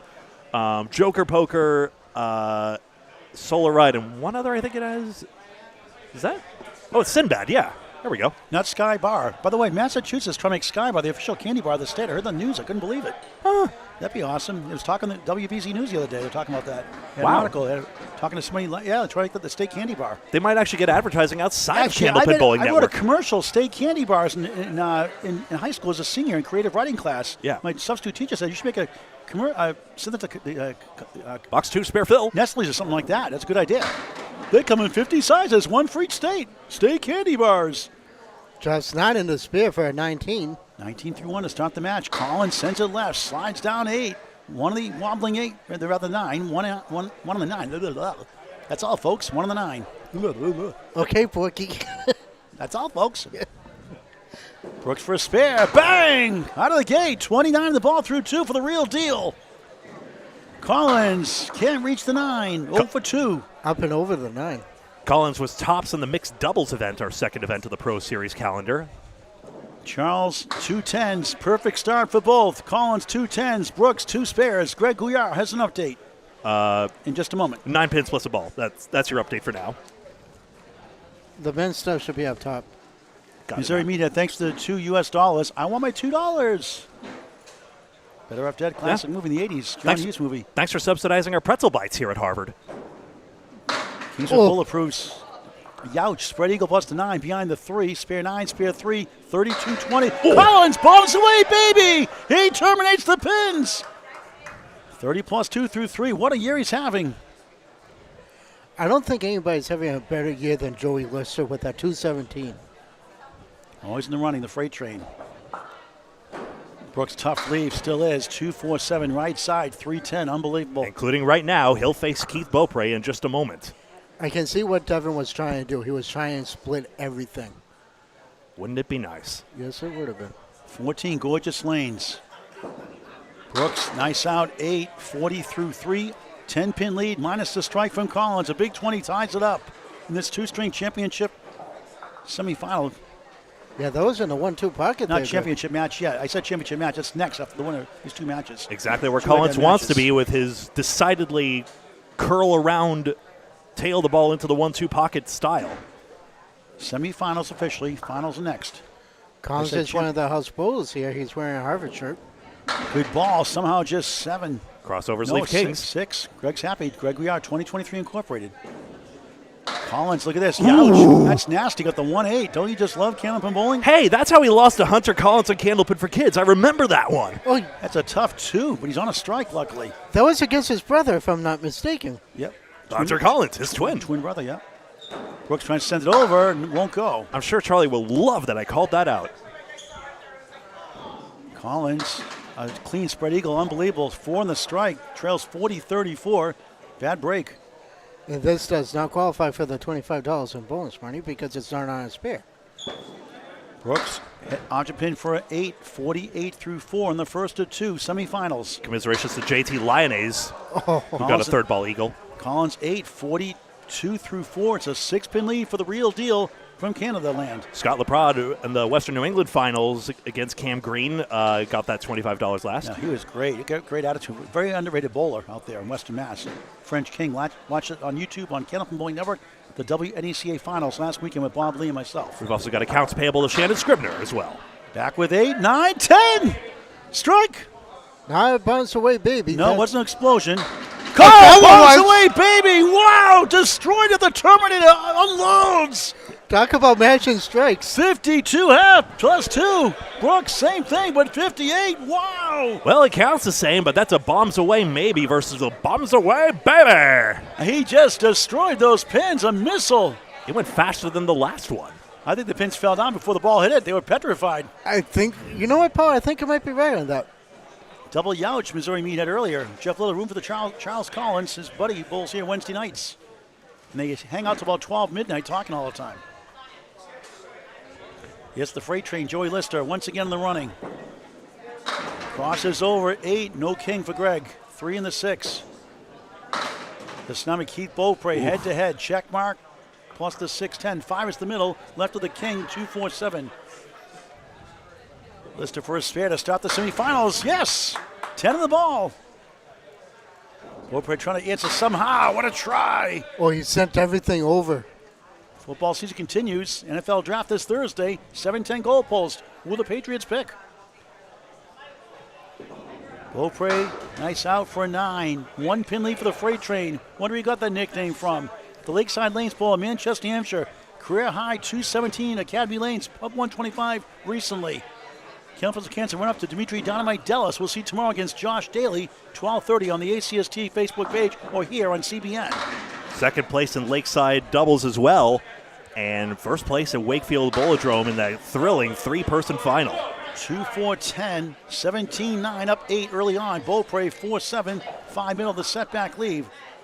To me, that's what really started Joey's season, is when he won that Pro Series. Oh, event. Object Panel, he got the, wow, some of the 10 goes, the 4 does not. That's nuts. Beaupre, he got it! Whoa, Yes, there was setback, shot. oh. There was 2 pieces that helped get over, spare. And They- can take the lead. This goes to that setback. Lister at 10. Well, the setback is 1 pin flat. There was actually 1 behind, in all fairness. Joey, good start. Spare 7-10. 27-19, the tsunami. Keith Beaupre. I think it's a setback. It's a horizontal piece right in front of there. But there was 1 behind also, which kicked over. True. And it did cause that sidewall deflection. Yeah, something went out that sidewall. 9 for the lead for Beaupre. No time. Here's the freight train on the right side of the 1. 7, not bad. 1, 2, 4. Back to 10 and Beaupre. Slams the pocket. 7, 3, 6, 10. 27, 26. He's down 1. 2-string semifinal match. Lister off the wall. No. A little light on the number 1. Just a lot outside. Beaupre for 2 in a row. That won't go. Ooh. Even the ball hit the plate, too. Stumped on that one. Yeah, that ball may need to be removed. Lister 10. Perfect start. 37 through 3 in the first of 2 semifinals. All right, the ball's in the gutter, so there's a 10 for Keith. 37-36. Tight match early on. Head to head. They'll switch sides every 5 boxes. Lister, Yeah, the ball comes back off the tubes. you gotta tell us the seedings for our viewers at home if you don't mind, please. That's right. Joey Lister came in as the number 6 seed. Got a first round bye. Keith Beaupre, number 20 seed. And then in the other match, Charlie Collins, the number 5 seed, and Devin Brooks moved up to number 8. He was number 9 in the Pro Series standings. Beaupre powers 9. He can zing that ball in the mid to up to 46 miles an hour. A couple of folks couldn't make it. And there we go. Lister and a half. Lister, good try. Side settle triangle. 2, 5, 8 behind the 2 on lane 11. Jimbo Ayotte was injured, and I believe Waters Achilles. Yep, he was in the top 8. and I believe Waters had to work. Beaupre spare for the second time in 3. Only 1 pin in the deck in the first box. 46 in the ball through 4. Lister takes a 10. Still perfect. Spare 7. 3 10s. He's up 1, but down a mark here. Joey Lister does his bowling out of Lakeside Lanes in Manchester, New Hampshire. Where's Casey McCool? No banana split. Hit it the 2 or 3 early in Missouri Meathead in ladies division. The thrilling matches today all day. Lister back in the pocket. Parallel time. The dark shadow shot, I call it. 4-7, 5-8. Beaupre on the nose. 5, 2, 4, 7. Right side. 9, 10. Spare 5. 51, 47. Up 4 in the first of 2 semis. Joey, tough shot. Oh, what a try. Missed the king. That's hard to get. That's the idea, though. Try to bang the 4-pin off the 8 into the 5. Beaupre trying to make a special shot here. That won't get to the East Coast. Has the early lead halfway through the first of 2. Joey nails it for a 10. Perfection half, 57. Beaupre, 10. Near perfect half, but leads 61, 57 and 4. Greg, any update here? 4 pins is the margin in this match, and now we go back to the previous one with the strikes working, remember. Devin Brooks, 58. Charles, the real deal. Charles Collins, the Terminator, 52 plus a thunderous strike here. 2 strikes and 3 boxes. The only non-standard notation you see is those yellow bricks for head pin hits and red bricks for head pin splits. Follow the yellow brick road. They wish. Amanda Carroll did. And that got her Ladies Pro Series title. By 1 pin. 1, 2, Collins. yeah. Go ahead. 1, 2, 4, 6, and 10 for Collins to start off the strike fill. Brooks, his fill on the strike, gets away on the foul line. 3 pin, gets a little nudge. A little nudge, but it doesn't fall down. Collins stays with a 5 fill. Greg with the play-by-play. Brooks can gain here or mark again here. Just missed the head pin, but the fill is 9. That increases his lead by 10. The half is 6-7, and Collins gets a 6 box. 7-6. That's dumb. It is. The other way's dumb. 7-6. Josh Daly diabolically trolled you during that ACSC match. I know. Hey, Paul, what is that score? I know. Took me a moment to get that one. I'm usually pretty quick. The kids got you again. It's all right. I can take it. Unk can't catch a break. I can take it. Well, now that his feelings are hurt, Collins will try to hurt a few pins, but it's 5-7-10. I like how you worked that part right in there. Yeah. Devin Lisa Caleri. I can be diabolical, too. And Maine is the Christie Apple special. What in the world is Collins going to do with this? You really want my opinion? Play the wood. Give up? No. Play on this cap right here, and that's going to send the ball into the He's pointing at the right side, right wood. Collins goes left, and the ball doesn't even care to take any of them. Ski ball shot. Brooks try. That inner pin makes it darn difficult. Makes it a tenable one. It's like I said, if you want to make the shot, you want to play the right there. See? Oh! And that is a Paul Grant special. Missed the Did I second, not missed the say- third. Not a good time for that 10. I thought you pointed at the right side, technically. Did I not say that?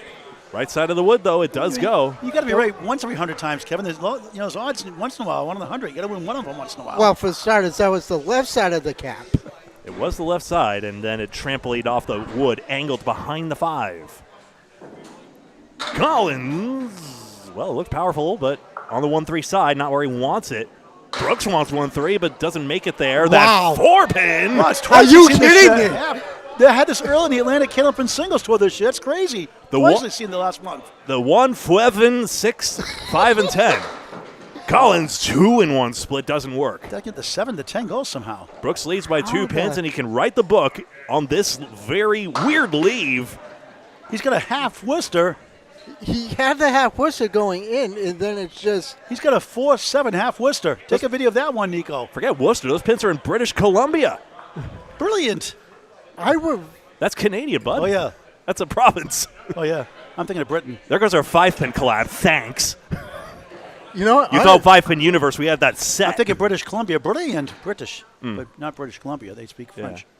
But honestly, I think Nico might want to take a picture of that because he punched a half Worcester, and it came back and slid the 2-pin right in front of the 7. Volleyball, Danny Harris gets a great applause from the crowd. Saw JT Lyonnaise punch a full Worcester. And Collins makes worth the trip for a 10. Back to Greg. And That's what happens when you have a pin that moves too far over. I guess so. I mean, take a look at that. I mean, seriously. Ridiculous. 96-83. Baker's dozen lead for Devin Brooks. Yeah, see? He literally punched the half Worcester and it came back. Collins head pin, now the 5 trips, and the 10 was hit. And the plank sits in front of it. You were hit, stupid. Greg Gouillart, 2023 Incorporated. 1, 2, 4, and 9.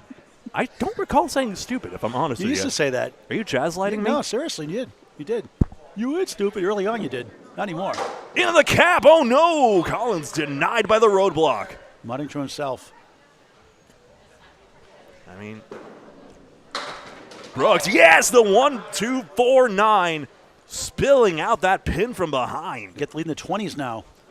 A possible 3-mark advantage as Collins finally gets rid of that annoying twig. I would love to type a capital 3 10s round. X, Paul please. Grant special. Missed the second. Make the third. Not a good time for that. And the piece escapes the channel. Achieved escape velocity like Artemis. Collins head pin, 6-pin. 9 again. No obstructions this time. Brooks just 5. And the pins pin comes screaming back, but it ends up in the gutter. 18's the lead for Devin Brooks, the real deal. Collins a clear shot at this, and he's got it this time. No one needs the wood. First way to go 2 strikes in the first of 2 semis. Brooks too full, needs it out. Doesn't want to give away pins. Pins have decided multiple matches already today. Too bad we can't get a picture of that there, Paul. He's off the air. He's unplugged. Daly's unplugged live. Kingswood Bulletproof. Bowler and Devin Brooks with an 8-box. Josh Daly threatening to take us off the air. So This is amazing. if only you knew which camera was on. Collins 103 and a ball rep. Part of the men's world's team, the same one that Josh Daly captains with maybe a bit more maturity. Kidding. Mike Machichi actually captained that. I think Daly co-captained it at one point. 5, 7, 10. Doesn't have to shoot it this time. String is 111. 8 pins for Devin Brooks. 7 to fill, actually, for Charles, not 8. I could count. So 119, 110. Devin Brooks, the real deal, 9. Going to the second You were string trying next. to give him an extra pin, Greg. I am impartial on the matter. My math errors cut both ways. I am also a math major, which makes this doubly embarrassing. Beaupre 5 for 5 on the head pin. I didn't know you were a math major. Surprise. Thanks, Bentley. Down the middle, 1 and 3 split for Beaupre. Lister loves to curl that ball in there. 3, 4, 7, 10. A stark contrast to Beaupre's straight as an arrow delivery. Score's confirmed. Piece of wood offers a chance here. High on it, and it twirled in front of the 2. Lister overthrew the 3-pin. Listen needs to make this just to keep his perfect game going. Good luck with this one. It's possible. The wood is a little detached, and it's 9 boxes aside, and there goes that first pin. 70-66. The Tsunami leads the freight train by 4 in the first of 2 semifinals. And Beaupre only leaving 2 standing, especially in the challenging confines of Harvard. Yeah, Jeff Little said that the pins have been Yeah. sliding here like crazy. They slide, but it doesn't mean the action is a gimme. 2, 5, 8, and 10. Lister spinning, Well, look at spinning, this. spinning. Wood's going to nestle not quite in front of the 10 I was hoping You might for. want to get that piece of wood checked out. Beaupre, yeah, it's possible deadwood here. 2, 5, 8, and 10. What a great sport for any age. Isn't Candlepin cool? Good Get to the word out. Good to see you all 186 at this instant in time watching live across Candlepin Bowling Network, Facebook, and YouTube. Please like the video if you're logged in, please. Otherwise, you'll get bumped out. But if you are logged in, please hit that thumbs up button. That way more people can see this great match in progress. Splits trying here. Lister just got past the 10 pin somehow. You got to give him points for the hairstyle, though. Great flow, but the pins didn't go. Down. Wow, I thought that 210 was going there. I believe that's a fair 9 box. Hard to tell. Growing up, I'd say we call it the fro. The throw? The fro, yeah. It was a fair 9, Called right? Afro, I didn't called see it Afro waved off. back then in the 70s going up. It was I didn't Afro. see it waved off Called either. Fro. I didn't see it way off as well. Well, thanks to Paul for score checking. Or actually, I'll do it during your call. Fair's fair. And we'll just do that. Keith getting a little split bugged here. Not this time. And the 4 goes for a strike. Joey, not a head pin, it fell behind, 7, 9, 10. There you see it, so I can't give him the red brick for it. And Keith Beaupre establishing an advantage now with that 3rd mark. Despite Lister's pinning, Beaupre has held pace here. And now look his at extra this. mark. It's Look still at rolling, this. and the 7, 9, 10 is gone. Nico, highlight reel. How do you... I hope you got that on replay. Of course I did. An epic way to match the Beaupre strike. Joey Lister finds a way, left wood, and then back from right to left. A piece of wood just carried the 9 pin, and the 9 pin just fell off of it and took out the 7. Beaupre, a drop at the line, didn't get it out there. Has a second ball. Lister, 5 and 8 for a great fill of 8. Yeah, look from that shot, Lister did. Got a jolt on the body language there. Keith needs more. Head pin. Oh, the 1-3, and the fill is 5. A little light. 94 through 8. Lister down 1. And one pin popped away. The observant will notice both are wearing Lucky Strike Lynn Mass, a former bowling center, but synonymous with a lot of great North Shore-based talent. That'll be a 6 spots for Keith. And a 10 box for I Lister. thought that was a 9 for Lister, wasn't it? I wasn't sure. Let's check that. Let's see if it was a. It was 6 for Keith. Just gonna. It was 10. Okay. 103-100, 3-pin lead for Joey Lister, going to the last spots of the first string. Captain Happy, you got the idea. Thank you very much for liking the video, folks. 2-pin was bumped. Lister gets 7 and 3-pinner, maybe a 2-pinner. Not the best wood ever, but it doesn't hurt to have it. I don't know. I don't like that piece of wood in between the 3 and the 2 and the 4. Beaupre too far outside. Wood didn't do him any favors. Lister off target. Not happy with that shot. Frustrated with that one. Missed the object pin, the 2. So now 3 marks for Beaupre to the 2 of Lister. The pinning clawing back about half a mark, but Keith Beaupre will take the advantage at the half. Lister will have the advantage of the half, pardon me. Because of the pinning, actually. That's 6 box. And Yeah, no, excuse me, the 6 box flipped it. Beaupre 3 marks to 2, but Lister gets the win. 113-110, hitting the second string next. But first, it's the real deal. Devin Brooks and the Terminator, Charles Collins. Greg with the update. 119-110. I'll score confirm in just a sec. Go without me. 1 sec. Okay. Now second string underway. 3-time champion Kingswood Bulletproof. Devin Brooks not part of those, but great bowler. It's an unorthodox style, but it works for him, he says. Gets better action that way, he says. Here's a nice shot. Bombs away, baby, strike! To start the second string of 2. Collins rocks forward. Brutal spread eagle. Youch. Not in the dictionary, Webster. Put it in. Y-O-U-C-H. Yikes and ouch combined. Why not?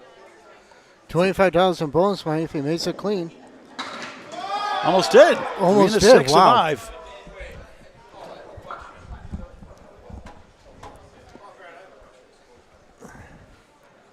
Collins trying to answer for a 10. Does. 10 through 1.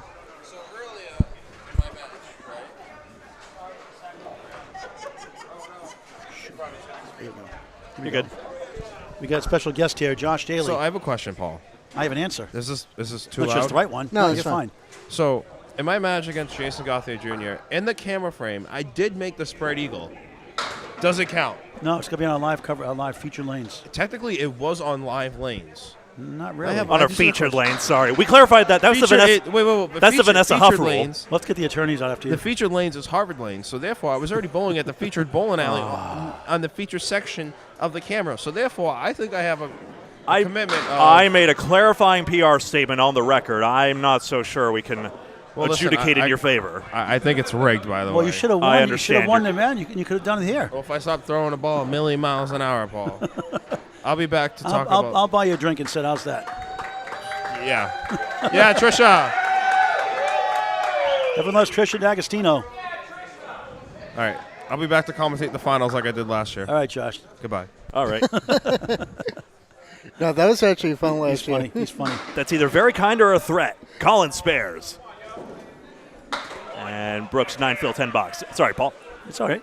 You know- We're a team. Devin Brooks, 29. Charles Collins, 20. On a spare to get it, maybe to tie or take the lead with a strike. Brooks up 18 in the match, minus the bonus. We're on Candlepin Bowling Network YouTube. David Lester watching. Captain Happy back online also. Brooks, the real deal. 9. Thunderous shot leads up to 10. Collins trying to strike lightning again. Oh, wow. He had the 1-8 early. This time the 1-9. That is just absolutely insane. That's the second time he did that. We're just living, 22 through 2 the hard way. we're just living in bizarro land at the moment, apparently. Brooks, spare! 39 in the ball through 3. Semifinals. Oh, if he makes this would be some Oh, shot. look at this comeback. Oohs Nas in the crowd. 2 in the 7, lane 10. Great recovery. I think they heard. Collins, a pro 10. That was awesome. 10 don't get enough love. 32 through 3 in the second and final string. 1 string overtime if they tie after 2. Brooks has the lead, 158, 152, plus the extra session.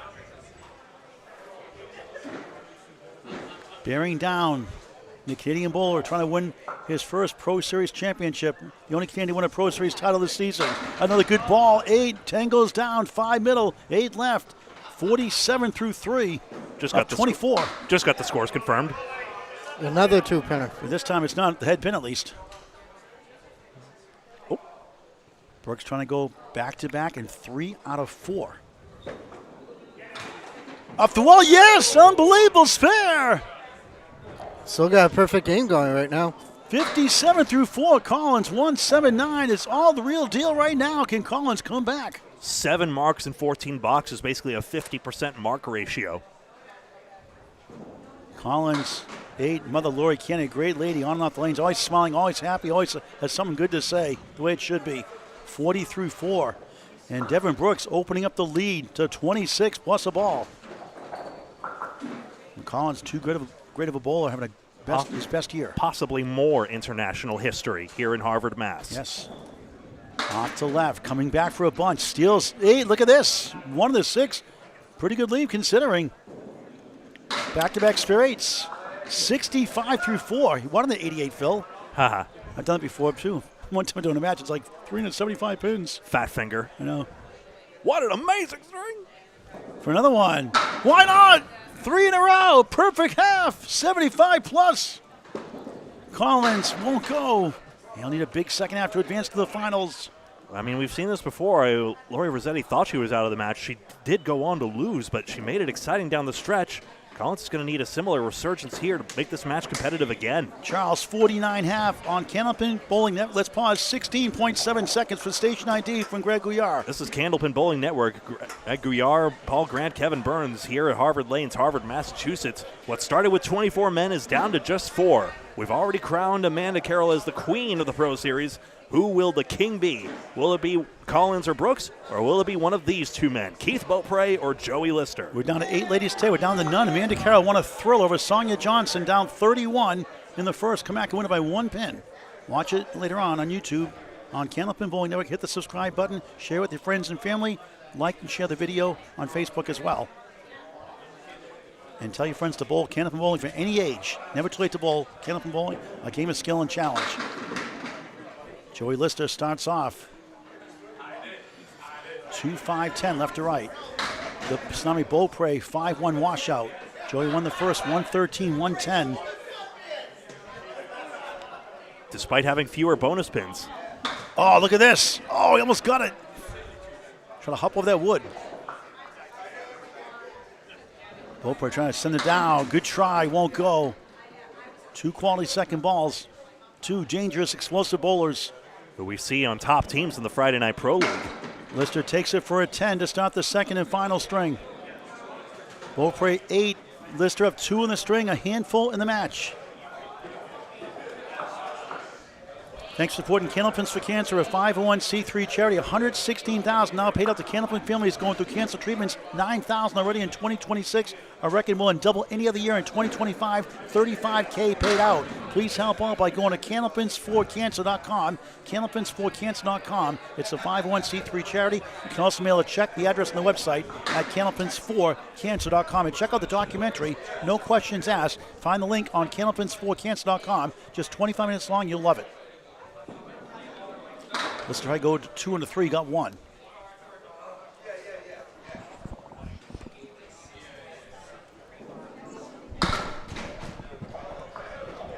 One, 4, and 7 for Beaupre as he needs an out here. Pins could matter here, 5 pins apart. Lister gets just a 6. Kevin will check the research and the payouts for the men, just making sure we get it right. It does change sometimes, last minute. Depending on turnout as well. Amanda Carroll won $700. Beaupre, he's got a standing pin. Is that down or not? Give him 2 points, a horseshoe leaner. Give it $11. Candlepin Chad, what do we do? Is there a rule for that? Yes, there literally is. Make it $11 if going forward, please. Actually, I mean, it doesn't actually say in the rules technically, but if it's off the plate, and if down. it's standing in the gutter or the channel like Paul says, it is considered down. Of course. But where does it say that in the rules?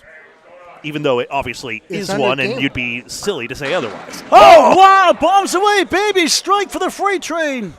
After I do, Make up the $6, Beaupre 9. A wiggle on the 6 holds.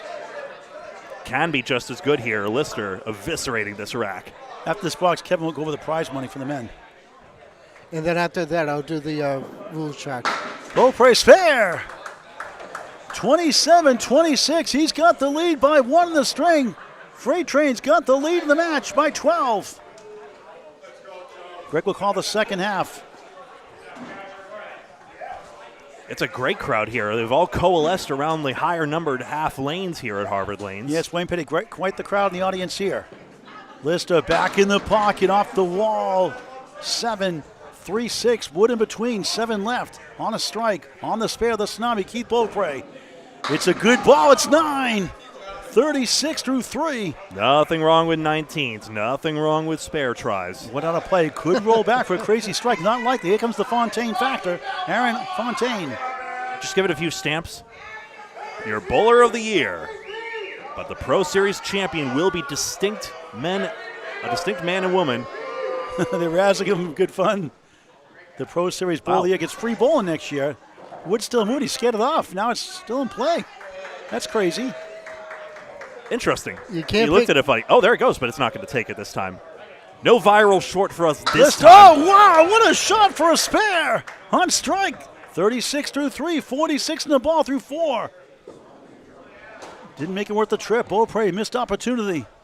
You can't pick up a piece of rolling wood out the lane unless it's stopped. And that, my friends, is a Paul Grant special. Missed the second, make the third. Not a good time for that. 10, 46 through 4. It's tied in the string, but Lister has the extra hit. Ball took it out. Yeah. The ball ricocheted. So real quick, Lister the advantage. 16th to 20. Lister on the roll. Gets that in a minute, Kevin. Lister on the fill. It's 5. 1, 2, 4, 7. The post, the 10. 51, 46 of 5 in the string. Beaupre has stolen head pin that time. I had pin hit. 8 in the match. Oh, wow, another one. 3 in a row. Masterful. 61.5 plus for the freight train. The tsunami. No. Wow, 2 missed chances. Wow, with the way that he throws the ball, he's sending pins flying. And is this Deadwood as well? Yes, it is. A replay of this, meanwhile. Good to see Colby Carey on the stream. And the mock share for Aaron Fontaine again. And all good fun, of course. He's getting the Josh Daly treatment. He's too good. Get him out of here. Well, you did. Jealousy even in Candlepin Bowling.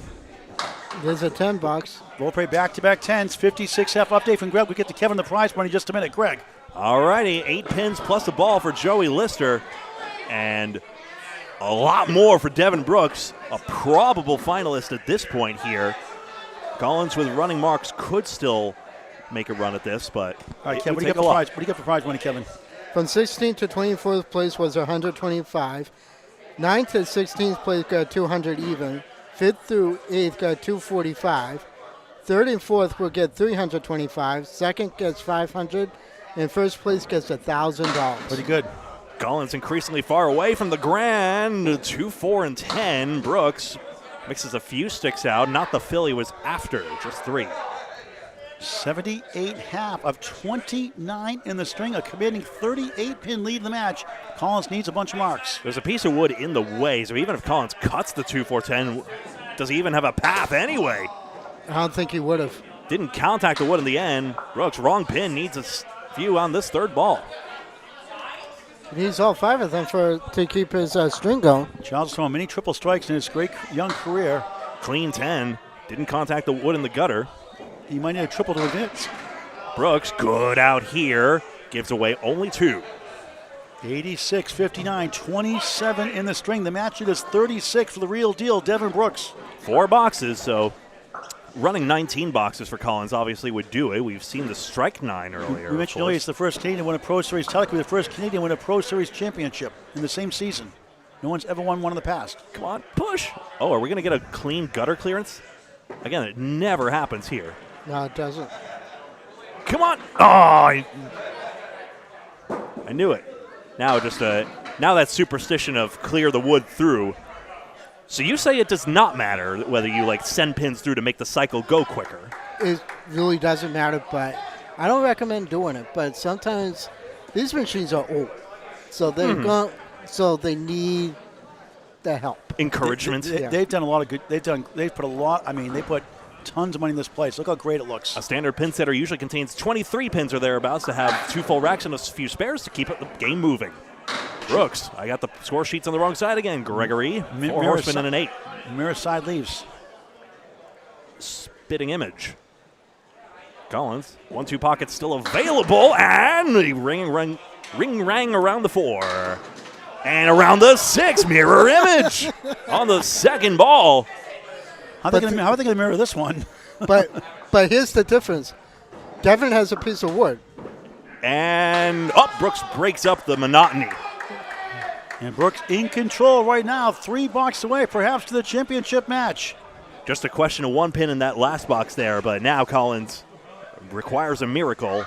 It looks as though Devin Brooks is a finalist. 37-pin deficit for the Terminator. The miracle happened at Wakefield, an even tougher scoring condition than this.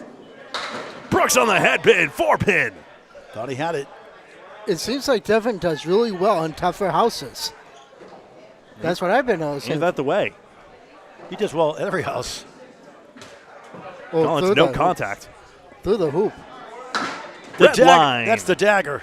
That's got to be it, surely. Spare for Brooks. Collins just a 7 box, and when the dust settles, we see it is a 40-pin advantage, and even with running strikes from Collins, that might not be enough. No, because you're looking at 4 strikes in a row. Maximum 245, and Brooks can get there even if he shanks the fill and gets 10 boxes. So insurmountable 40-pin lead, final 2 boxes. So presumptive congratulations.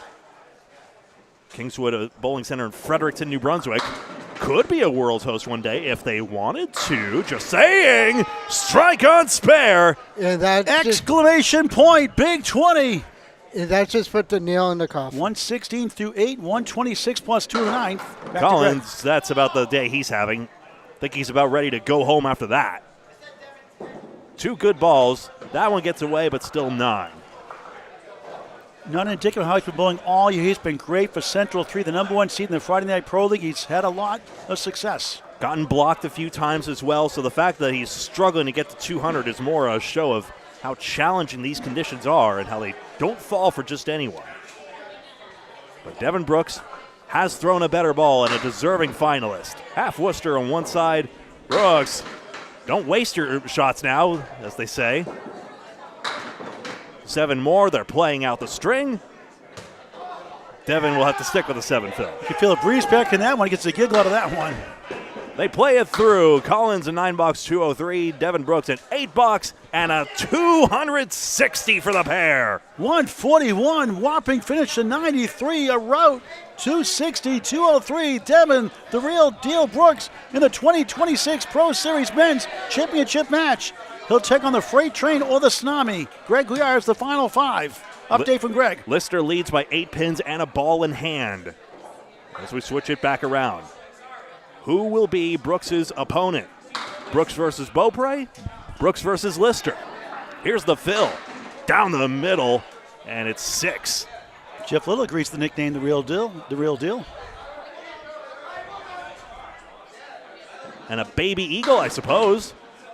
Keith, a good effort at this one. Now a question of pinning at this point. So status quo favoring Lister right now. Joey Lister has 4 marks to Beaupre's 4, in fact. So 9 and 9 for the boxes. Just taking a look here real quick. 4 boxes to go. It's a 14-pin lead for Lister. It's not safe against the Tsunami. Lister has more bonus pins. That is the decisive fact right here. 5 marks to 4 for Lister. And has picked up a few pins as well. Beaupre tickles the 8-pin. Lister triangle, but wood sits nicely in front of it. Looks like 2. Is that 3 pieces of wood or 2 pieces, Greg? Hard Should to see. be 2, looks like. Should be 2 pieces, and yes. 6 middle, 9 left, 10 right. Back to Greg. Here it comes. Keith spares. turning the left side of the wood in. That was a challenging one a little bit. Joey, Treetop to 10 for a spare. Took a moment to develop. that was a little nerve-wracking, but that may just be the pins being a little persnickety. It was a perfectly good ball. Beaupre still 2 marks behind, down 14, 199, 185 late here in the semifinals. A swing still possible here. It depends on the follow-up. Winner takes on Devin, the real deal Brooks next on Candlepin Bowling Network on YouTube. Beaupre, little slip at the line maybe, but the drop is 8. Lister, 9. No swing immediately, but Lister with the better leave and a clearer path to victory at the moment. He is 23 going to the final 3. Here's the scores on screen. Keith can drive this one back. He does. He spares. Spinning spare. Lister a challenging plank to turn in. And he's left side and in. Keith can't gain any ground. Beaupre 93 on back-to-back through 8. Possible if Lister plays on the right side, it turns counterclockwise and in front of the 10, so well played. Lister 5 marks in the last 6. He had a 6 marks in the second, the only 4 on the deck. 5 with a Century Club. It's a 15-pin lead right now for the freight train. Each on spares, final 2 boxes. Greg wraps it up. Beaupre clears the gutter perfectly, shows you what I know. He trails by 15. Ball aside, needs a count, and he got 10! On top of it, and Lister with 9. Needs the spare to keep pace. Blow for blow, mark for mark. Beaupre 3 in a row. And Joey's got it! Same thing. 3 in a row for the second time in 7 boxes. Remarkable. And Beaupre needs to strike. Unbelievable show here. Beaupre needs a double strike. You'd think. Possibly. Well, it depends on count here. Lister has to fill the spare as well. Head pin. It won't be a double, so he needs to fade this, but Lister's got a hammer, and surely he's on his way to the finals. Wow, wow, wow. What a finish. 7 and 8 boxes, 4 in a row. 134 through 9. 144 plus 2 of the 10th. The freight train in the station in the finals. And Beaupre, high 230s, maybe 240. It's 240 and it's no good. 130 final string falls short. Joey Lister, 144 plus 2, north of the same Brooks 260 threshold. And this is shaping up to be a tremendous blockbuster again in the final. It'd be a Manchester, New Hampshire, you could say, Canadian final. Joy to Lakeside Lanes, Manchester, New Hampshire from Manchester, New Hampshire. This is just a question of count and pride. That guarantees the 260. How many more can you get, my friend? 6, 150, plus a ball. His wife, Courtney, in attendance. Loving what she's seeing. And the count is 9. 153 and a 266. Lister versus Brooks next. 266, 240, the final score from Harvard Lanes, Harvard, Massachusetts, on Candlepin Bowling Network. Hit the subscribe button. It's free. Super chat if you want to help out as well. In addition, Paul Grant, Greg, we are live. Our finals are next. Be right back.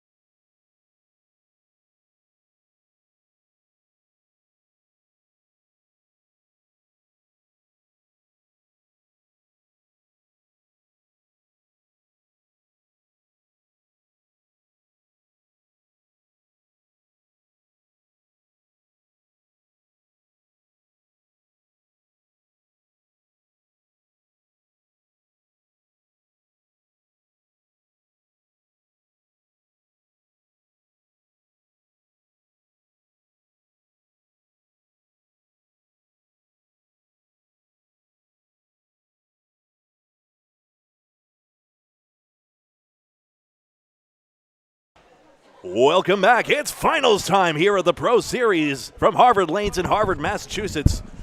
We've already had Amanda Carroll versus Sonia Johnson, and now it's Devin Brooks versus Joey Lister. My name's Greg Gouillart. I'm alongside Paul Grant on the call. And here we go, a two-string match once more to decide who will be the Pro Series champion of 2026. Greg will call the second half of each of the first two strings. If they tie, a one-string roll-off. Wouldn't that be something? If double overtime, a two-box roll-off until somebody wins the championship match. Here at beautiful, renovated Harvard Lanes in Harvard, Massachusetts. Joey Lister, soft hit right. Just 3. Devin Brooks, the real deal from Canada. Powerball 8, 7 left, 6 right. The way he's dumb, 7-6. 7-6. He is dumb. 7-6 is awesome. Not the other way around. Shrug him up. Lister, good shot. Oh, wow, tough luck there. It's probably uncool, but drop the shrug emojis in chat anyway. Brooks. Oh, what a shot for a spare to start the championship match. Well played. Wood in between. Played to perfection. Ba-da-dum, ba-da-dum, ba-da-dum, bum-bum.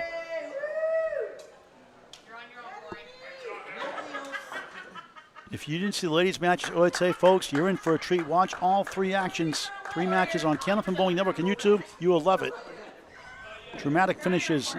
Oh, what a nice 10 for Joey Lister. Making worth the trip for Danny Harris. 10-10. Brooks has the extra hit. Welcome back, Greg Gouillart. Thank you very much. You take a look at the 6-7 here.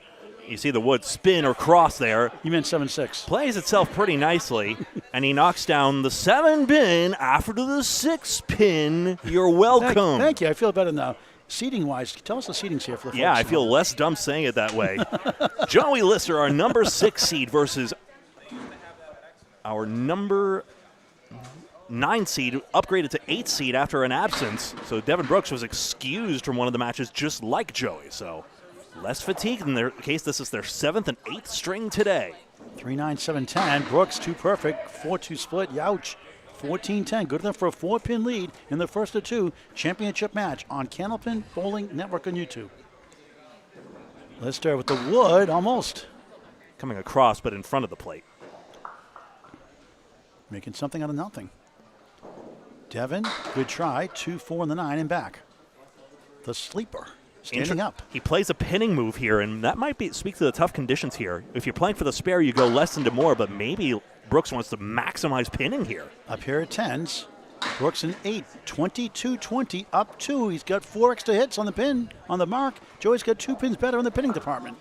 So it could have been worse, say, if he played it more aggressively, 2 into 4, because then you leave a lot on the 3rd ball if it goes awry. Summer League's available here at Harvard Lanes, Harvard, Mass. Your local bowling center. Nothing like Candlepin Bowling for any age, a game of skill and challenge, a unique sport like nothing else. Seriously, like right now, the whole left side of the house is open. Come on over. They got open bowling going on now.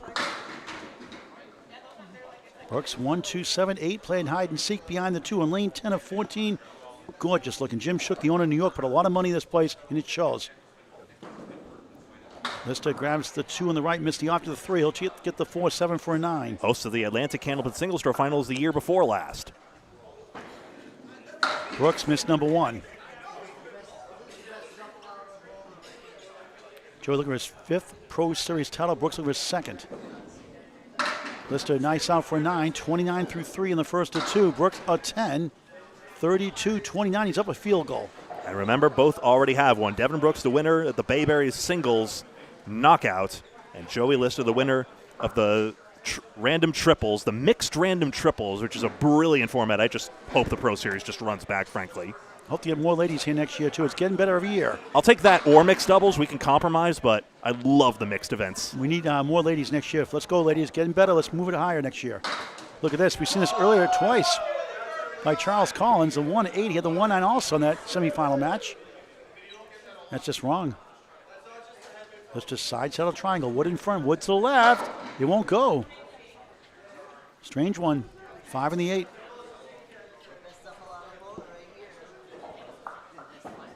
Brooks, wrong side. Still 6 standing. Brutal. Take a video of that one, Nico. Often you see this leave, Greg. Just a little bit off, but if you want to go Canadian bowling, just make that 5-pinner for a 5-pin strike, and you get an out that way. Argentine for 9, 2 10s, 2 9s. Noah's Ark, a pair of each. 38 through 4. Brooks a quality out, 8. And it's 40-38 despite the spare 4. Minimum 10 per box, 40, a 2-pin lead. You get 3 balls in that game as well, 5-pin bowling. The Friday Night Pro League again this Friday night, week 32 of 35. Greg joins me, Academy 3 takes on number 1 seed Central 3, Daly and Company. 7:30 live on YouTube on Candlepin Bowling Network. 5 of the 9 this time for Lister instead of 5 of the 8, double wood. Pin spun in place. Cartwheeled. Brooks nails 9, 10, strike, bombs away, baby. 50 half plus 2. 2 marks and a half. What kicked that pin out so violently at the end? Lister, he nudged it down, barely spare. 9 goes last, 48 half. It's a 2-pin lead for the real deal over the freight train. And another deadwood chase in progress here, but let's take a look here at how Brooks nails this one. Actually gets on the left side, but then something comes off the wall. I guess one might even say a messenger. And Jeff Lee, you're right, this place is absolutely awesome. It's gorgeous. I mean, this looks heavenly, and it's brand new. It's newly renovated. It's not brand new, but it looks like it's brand new, doesn't it? It is a piece of wood that twiddles away. It just comes off the wall violently and trips out the 9. Even touching up the paint the other day when I was here doing an ACST match. We switch around every 5 boxes. Bowler's taking a little breather, otherwise there'd be no natural break points. Brooks on a strike versus a spare. So a key response by Lister to keep this a 2-pin match. The single ball has been a situation where Lister could have lost pins, but basically never has. Opposite a strike. Greg with the play-by-play. Here it is on the hammer. Brooks has crushed this one, and he doubles in 5 and 6. 1 on each lane. 70-plus bonus balls. And these are going around as well. So Lister with the 9 drop. 19 box is somehow going to be second best this box. 57 half for the freight train. Opposite a double strike. He's doing everything he needs to now. And he gets his mark. So all told, Lister only down 1 mark, really. 2 spares, but against a double strike from the real deal, Devin Brooks. 1 mark in that last exchange anyway. And Joey had a double strike 9 to win a stunner this year in the Pro Series playoffs. How many people, that was like Tom Holster style. And the scoring notation, we write the fill in the middle of the triangles here. So the 10's factored in. Brooks, 60-plus half. This ball is massive right now. His try. Get his head spin thin, and he's got 3 strikes. Lister back in there, throwing a perfectly decent ball, but the fill is 8. And Devin loving it, 70 half, 890 plus, now 100 also. Wow. The 2-pinner not made because Lister punched it full. Lister, runner up in one of the Pro Series this year also. Always knocks on the door. Unreal here. The good news is a 2-string total pinfall, no points. It doesn't matter how much you lose the first. It ends up with matters after 2 or 3. If they tie after 2.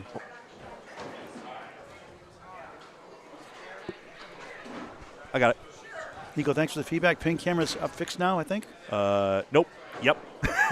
In order. Well, people are banging against a table. That's the problem. So it moves it sometimes. Probably me. Brooks still on a strike chain. Does he get 4? They want it! And the 10-pin is unimpressed. Come on, Devin, you got to hit it. 19 fill in the second strike. And Joey almost showed him how. The power of the triple strike. 99 through 6, 109 the ball in the 7th. What a way to start the championship finals. Blank in front, not a gimme. Watch out. It may be nestled against that right cap in the gutter, but it's good. Spare on triple strike. 119 through 7, 129 plus in the 8th. And Lister with a spare in response. Again, perfectly sensible bowling by Lister. Possible 120 here without another mark. But Devin Brooks on another level. And the only solace for Joey Lister is there's another string left. And he knows he is capable of something just as spectacular. This match is still not over. Brooks to load. Head pin again, 10! 4 strikes and 5. Absurd. Absolutely insane, and Lister's got his hammer this time. Wow. At last. Don't you just love Candlepin Bowling? What a show they're putting on. Brooks, I swear, the stratosphere. honest to goodness, it's a tough house. 139 through 8, 149 plus 2 in the 9th. Put that one to bed. It's a tough house. 10 can't even reset that quickly. It's just not catching up here. And Lister Paltry, you could say 114 plus 2 of the ninth. Going to be over his average and won't be enough. It's an excellent championship-worthy string he is having right now, and he is getting absolutely torched. Seen Devin many times, even in Canada during the Worlds. He is a dangerous bowler, and he's on display fully here today. And again, international Candlepin history is hanging in the balance right now. All champions in this series have been the United States, but Chris Ryder, the Trojan horse, I say from the bottom of my heart, all with love. Boy, he is feeling it, Greg. He thought he had that one. Has brought in a monster. Lister wants another to go on the fill. They'll be happy with the leave. Fortunately, Joey, it's a 2-string final. Does the wood connect for Brooks? Nothing terribly convincing, if I'm honest. He plays left side, across the wall in front.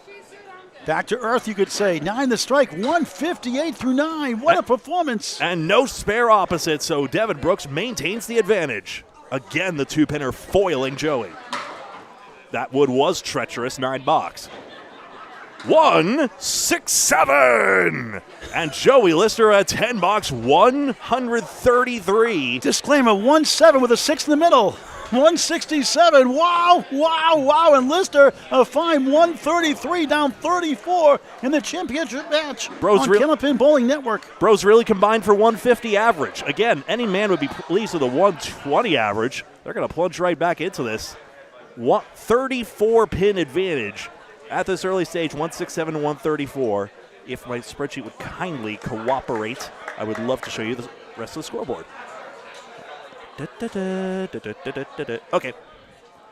Here we go, second string, championship match. Lister trying to claw back from 34 down, despite the 133, not enough. Devin unconscious, 167, a great time. 1-2-4 for Lister. Brooks back in the pocket for the strike, went the wrong way. Want to go right turn, Clyde.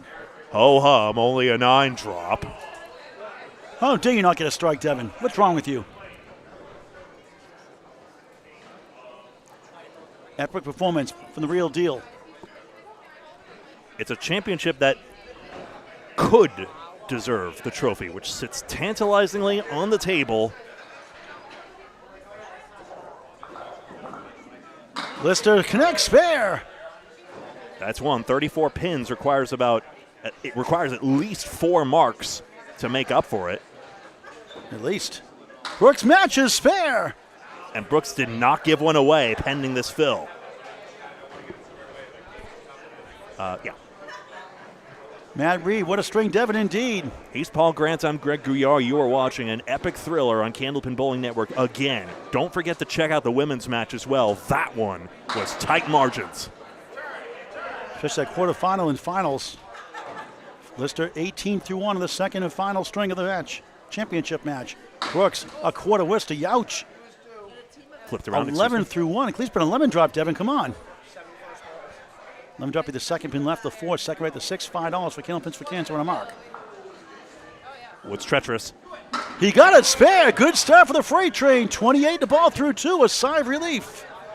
Brooks trying to claw out of this one. Now a clean half Lister. Youch. And this is quintessential Candlepin. Now suddenly the man who has been invincible after one string needs an out desperately in box 2 of this one. He had 2 8s and 9. That 7 mark, 167 first string. Look at a bunch. It's yes. A wow 9 on that jam. 20 through 2 the harbor. That's Paul Grant bowling 20 with 2 with the mark included. Massive out, and notice how Lister plays on the right side of this, ensuring a clockwise turn on the wood, and that's what enables the right tip of the wood to strike the 5 the correct direction to make that conversion. Lister down 26, cut to the teens, a good ball. It's 8, it's 9. 10 goes down, clean shot the 5. Same spot takes it. Spare 8, spare 9, 37-20, 17 the string. Brooks splits 3 and 2, and all of a sudden, Lister's bowling like Brooks now.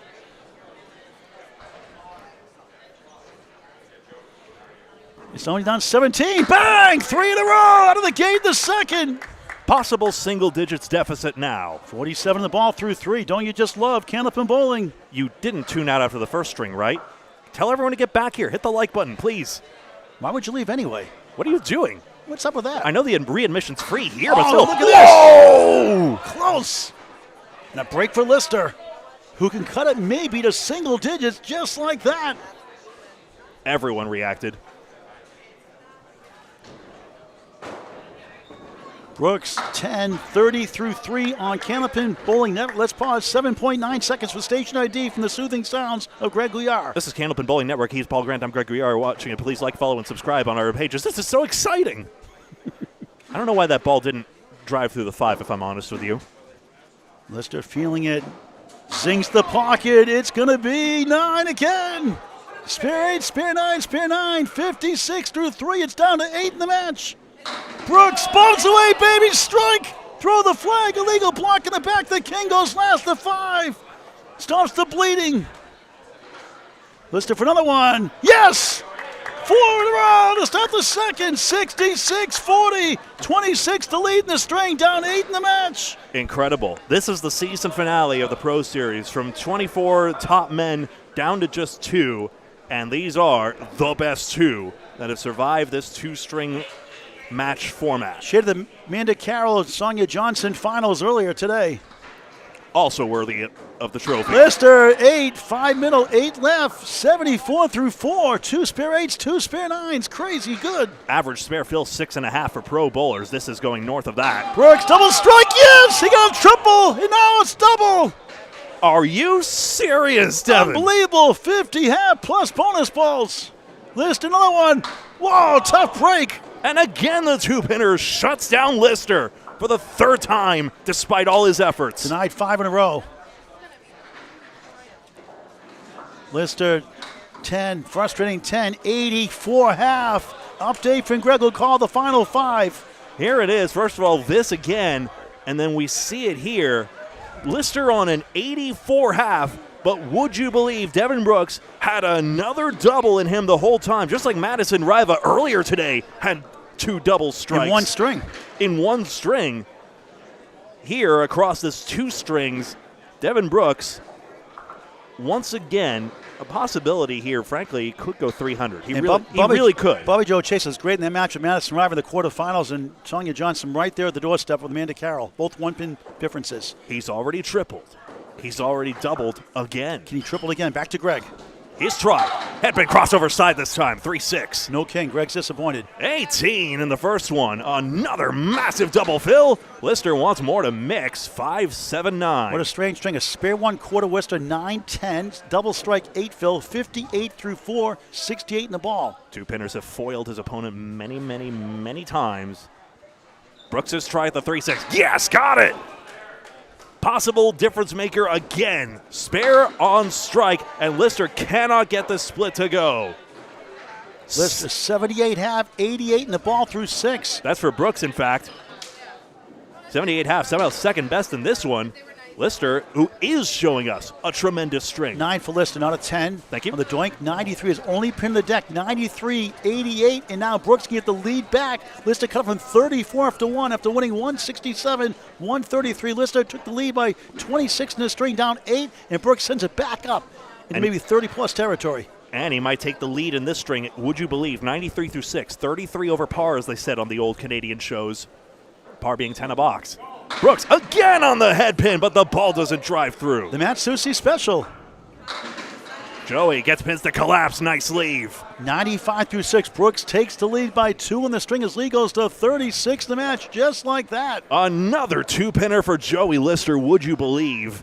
And this one opposite his pocket for the right-left bowler. Brooks, good luck with this one. 9's a victory in this box. Joey a chance. No, he's punched again. And the ball return nearly got the brunt of it, and I don't fault him, especially since he did restrain himself from breaking the equipment. Brooks a pro 9 out of that mess, 104 through 7. The 2-pinners absolutely the headline here as Lister takes 10. 3 blocks to go. Brooks up 1 in the string, 35 of the match, 3 blocks to go. Lister close to miracle zone time. Maybe the sub-headline to the, triple-double of Brooks, if you know what I mean. And he had 4 strikes in that first also, in 5 boxes. Bro's getting his breath mints out for the interview. Sorry, couldn't resist. 104 through 7. 35 pins. Lister somehow needs even more miracles. Head pin too full right down Air Road for Devin Brooks. And let's pull off a miracle. Random 3-draw team again. He did earlier this year. The double strike 9 in the last box. That won't help. Yeah, that would be some miracle if he could pull this one off. Devin Brooks, the headline going to print, just like when Sharon Britton thought she had the better of Joey Lister's team in the 3-man. Brooks, this is easier. The pins are not parallel, but he's missed the 3. Joey's still an uphill battle here.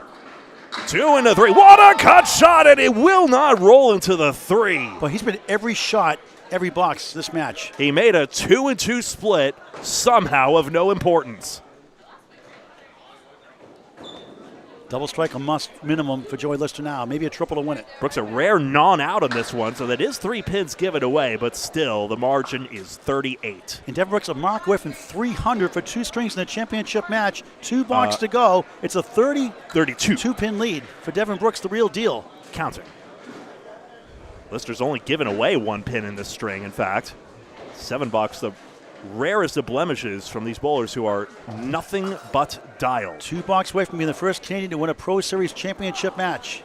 Title for the playoffs. Back to Greg. Lister still needs some sort of miracle. Needs to fade everything for Brooks, and, well, that's spread eagle. Now Brooks is going to take our money if he makes this. $25, former Spread Eagle Productions. That's us, Candlepin Bowling Network. For anyone who makes that for a spare on our cameras. On our featured lanes, I hasten to add, Mr. Daly. Eagle try. Good try on the right side. Lister needs a 4-2 conversion. He did not get it, and it's 1 box remaining. And I think you will find that is the beginning of the end. In fact, I think it may be mathematical, no less. It is. Brooks gets a 7 box. That's a 118 through 9. And a 10 box for Lister. And it's a question of 1 pin, and that will be it. Devin Brooks, for the first time in the history of Canadian Candlepin, will take the Pro Series trophy up north. And 2 titles this year. What a performance. And what a testament also to the Pro Series organizers and their willingness to work with us as well. And we've gotten this Pro Series extended to more bowlers, and it's showing you even more great talent. A mark for 3 and doesn't need it. He is your 2026 Pro Series Playoff Championship winner. Almost got $300 for himself. He'll win $1,000. The freight train Joey Lister will get $500. Both get evens up on this one. Show us one for the road. We'll talk to the guys before we sign off. No 300, doesn't matter. Brooks gives it the old college try. Wow, Lister made the 2-4-6, and again, the wrong split. 9 for Devin Brooks, 294 for the pair. Joey, an elegant toss, but 9. 132 for a 265, no good. 132.5 average, and Devin Brooks is the real deal. Devin Brooks is the real deal. 2026 Playoff Pro Series champion. And didn't Sean Baker as well have a 260s runner-up score as well? Yeah. That was no good against Aaron Fontaine when he won it. Now the trophy to Devin Brooks. 294 to 265. Wow, wow, wow. Stay tuned for the interview.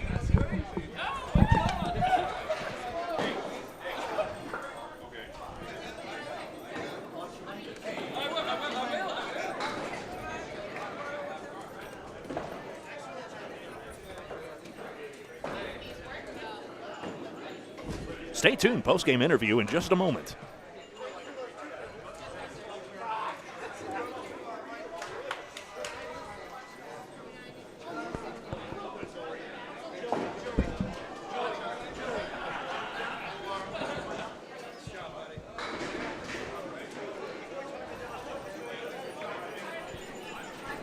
Boy, you bowled 132.5 average, not enough. You ran into the real deal.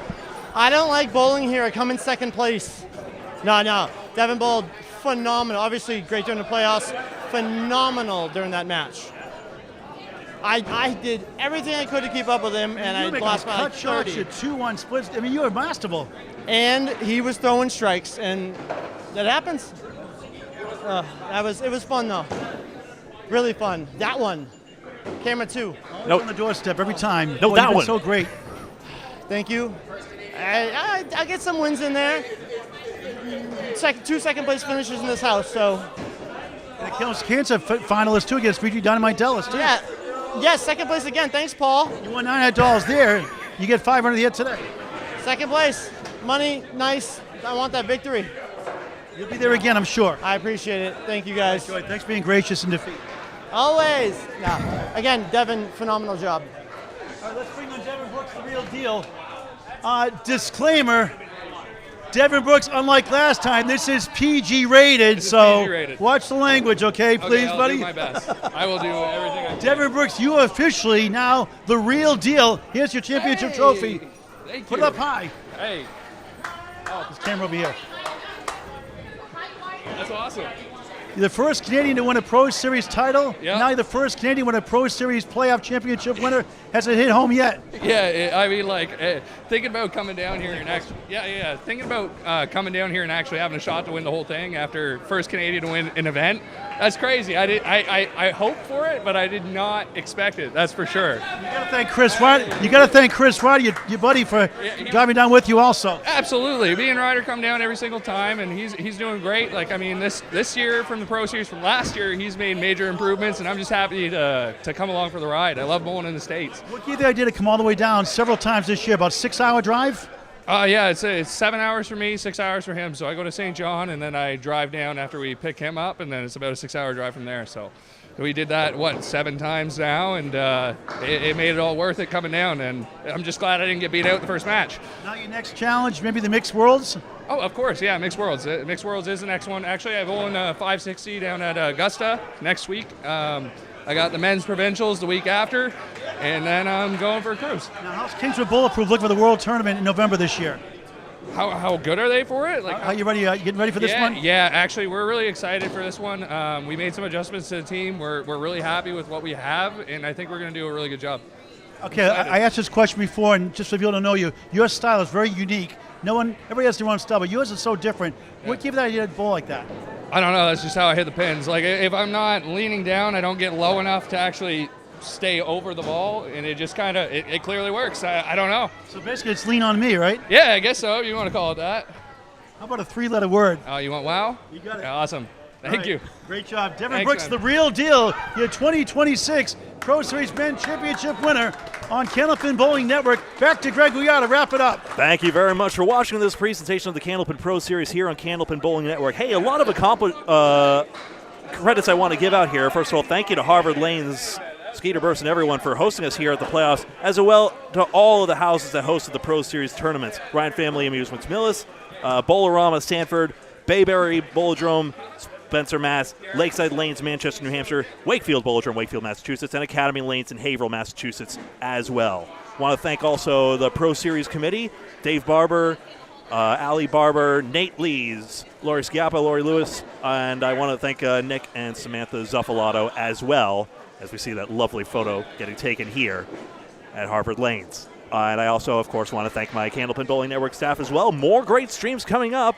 Stay tuned to Candlepin Bowling Network on Facebook for more of our posts, and Candlepin Bowling Network YouTube for all of our streams, if not some on Facebook as well. That's all for us for now, though. Lots more to come, but for this Pro Series season, that is it. And thank you very much for watching this. And until next time, on behalf of Kevin Burns and Paul Grant and myself, Greg Gouillart, we appreciate it. So long.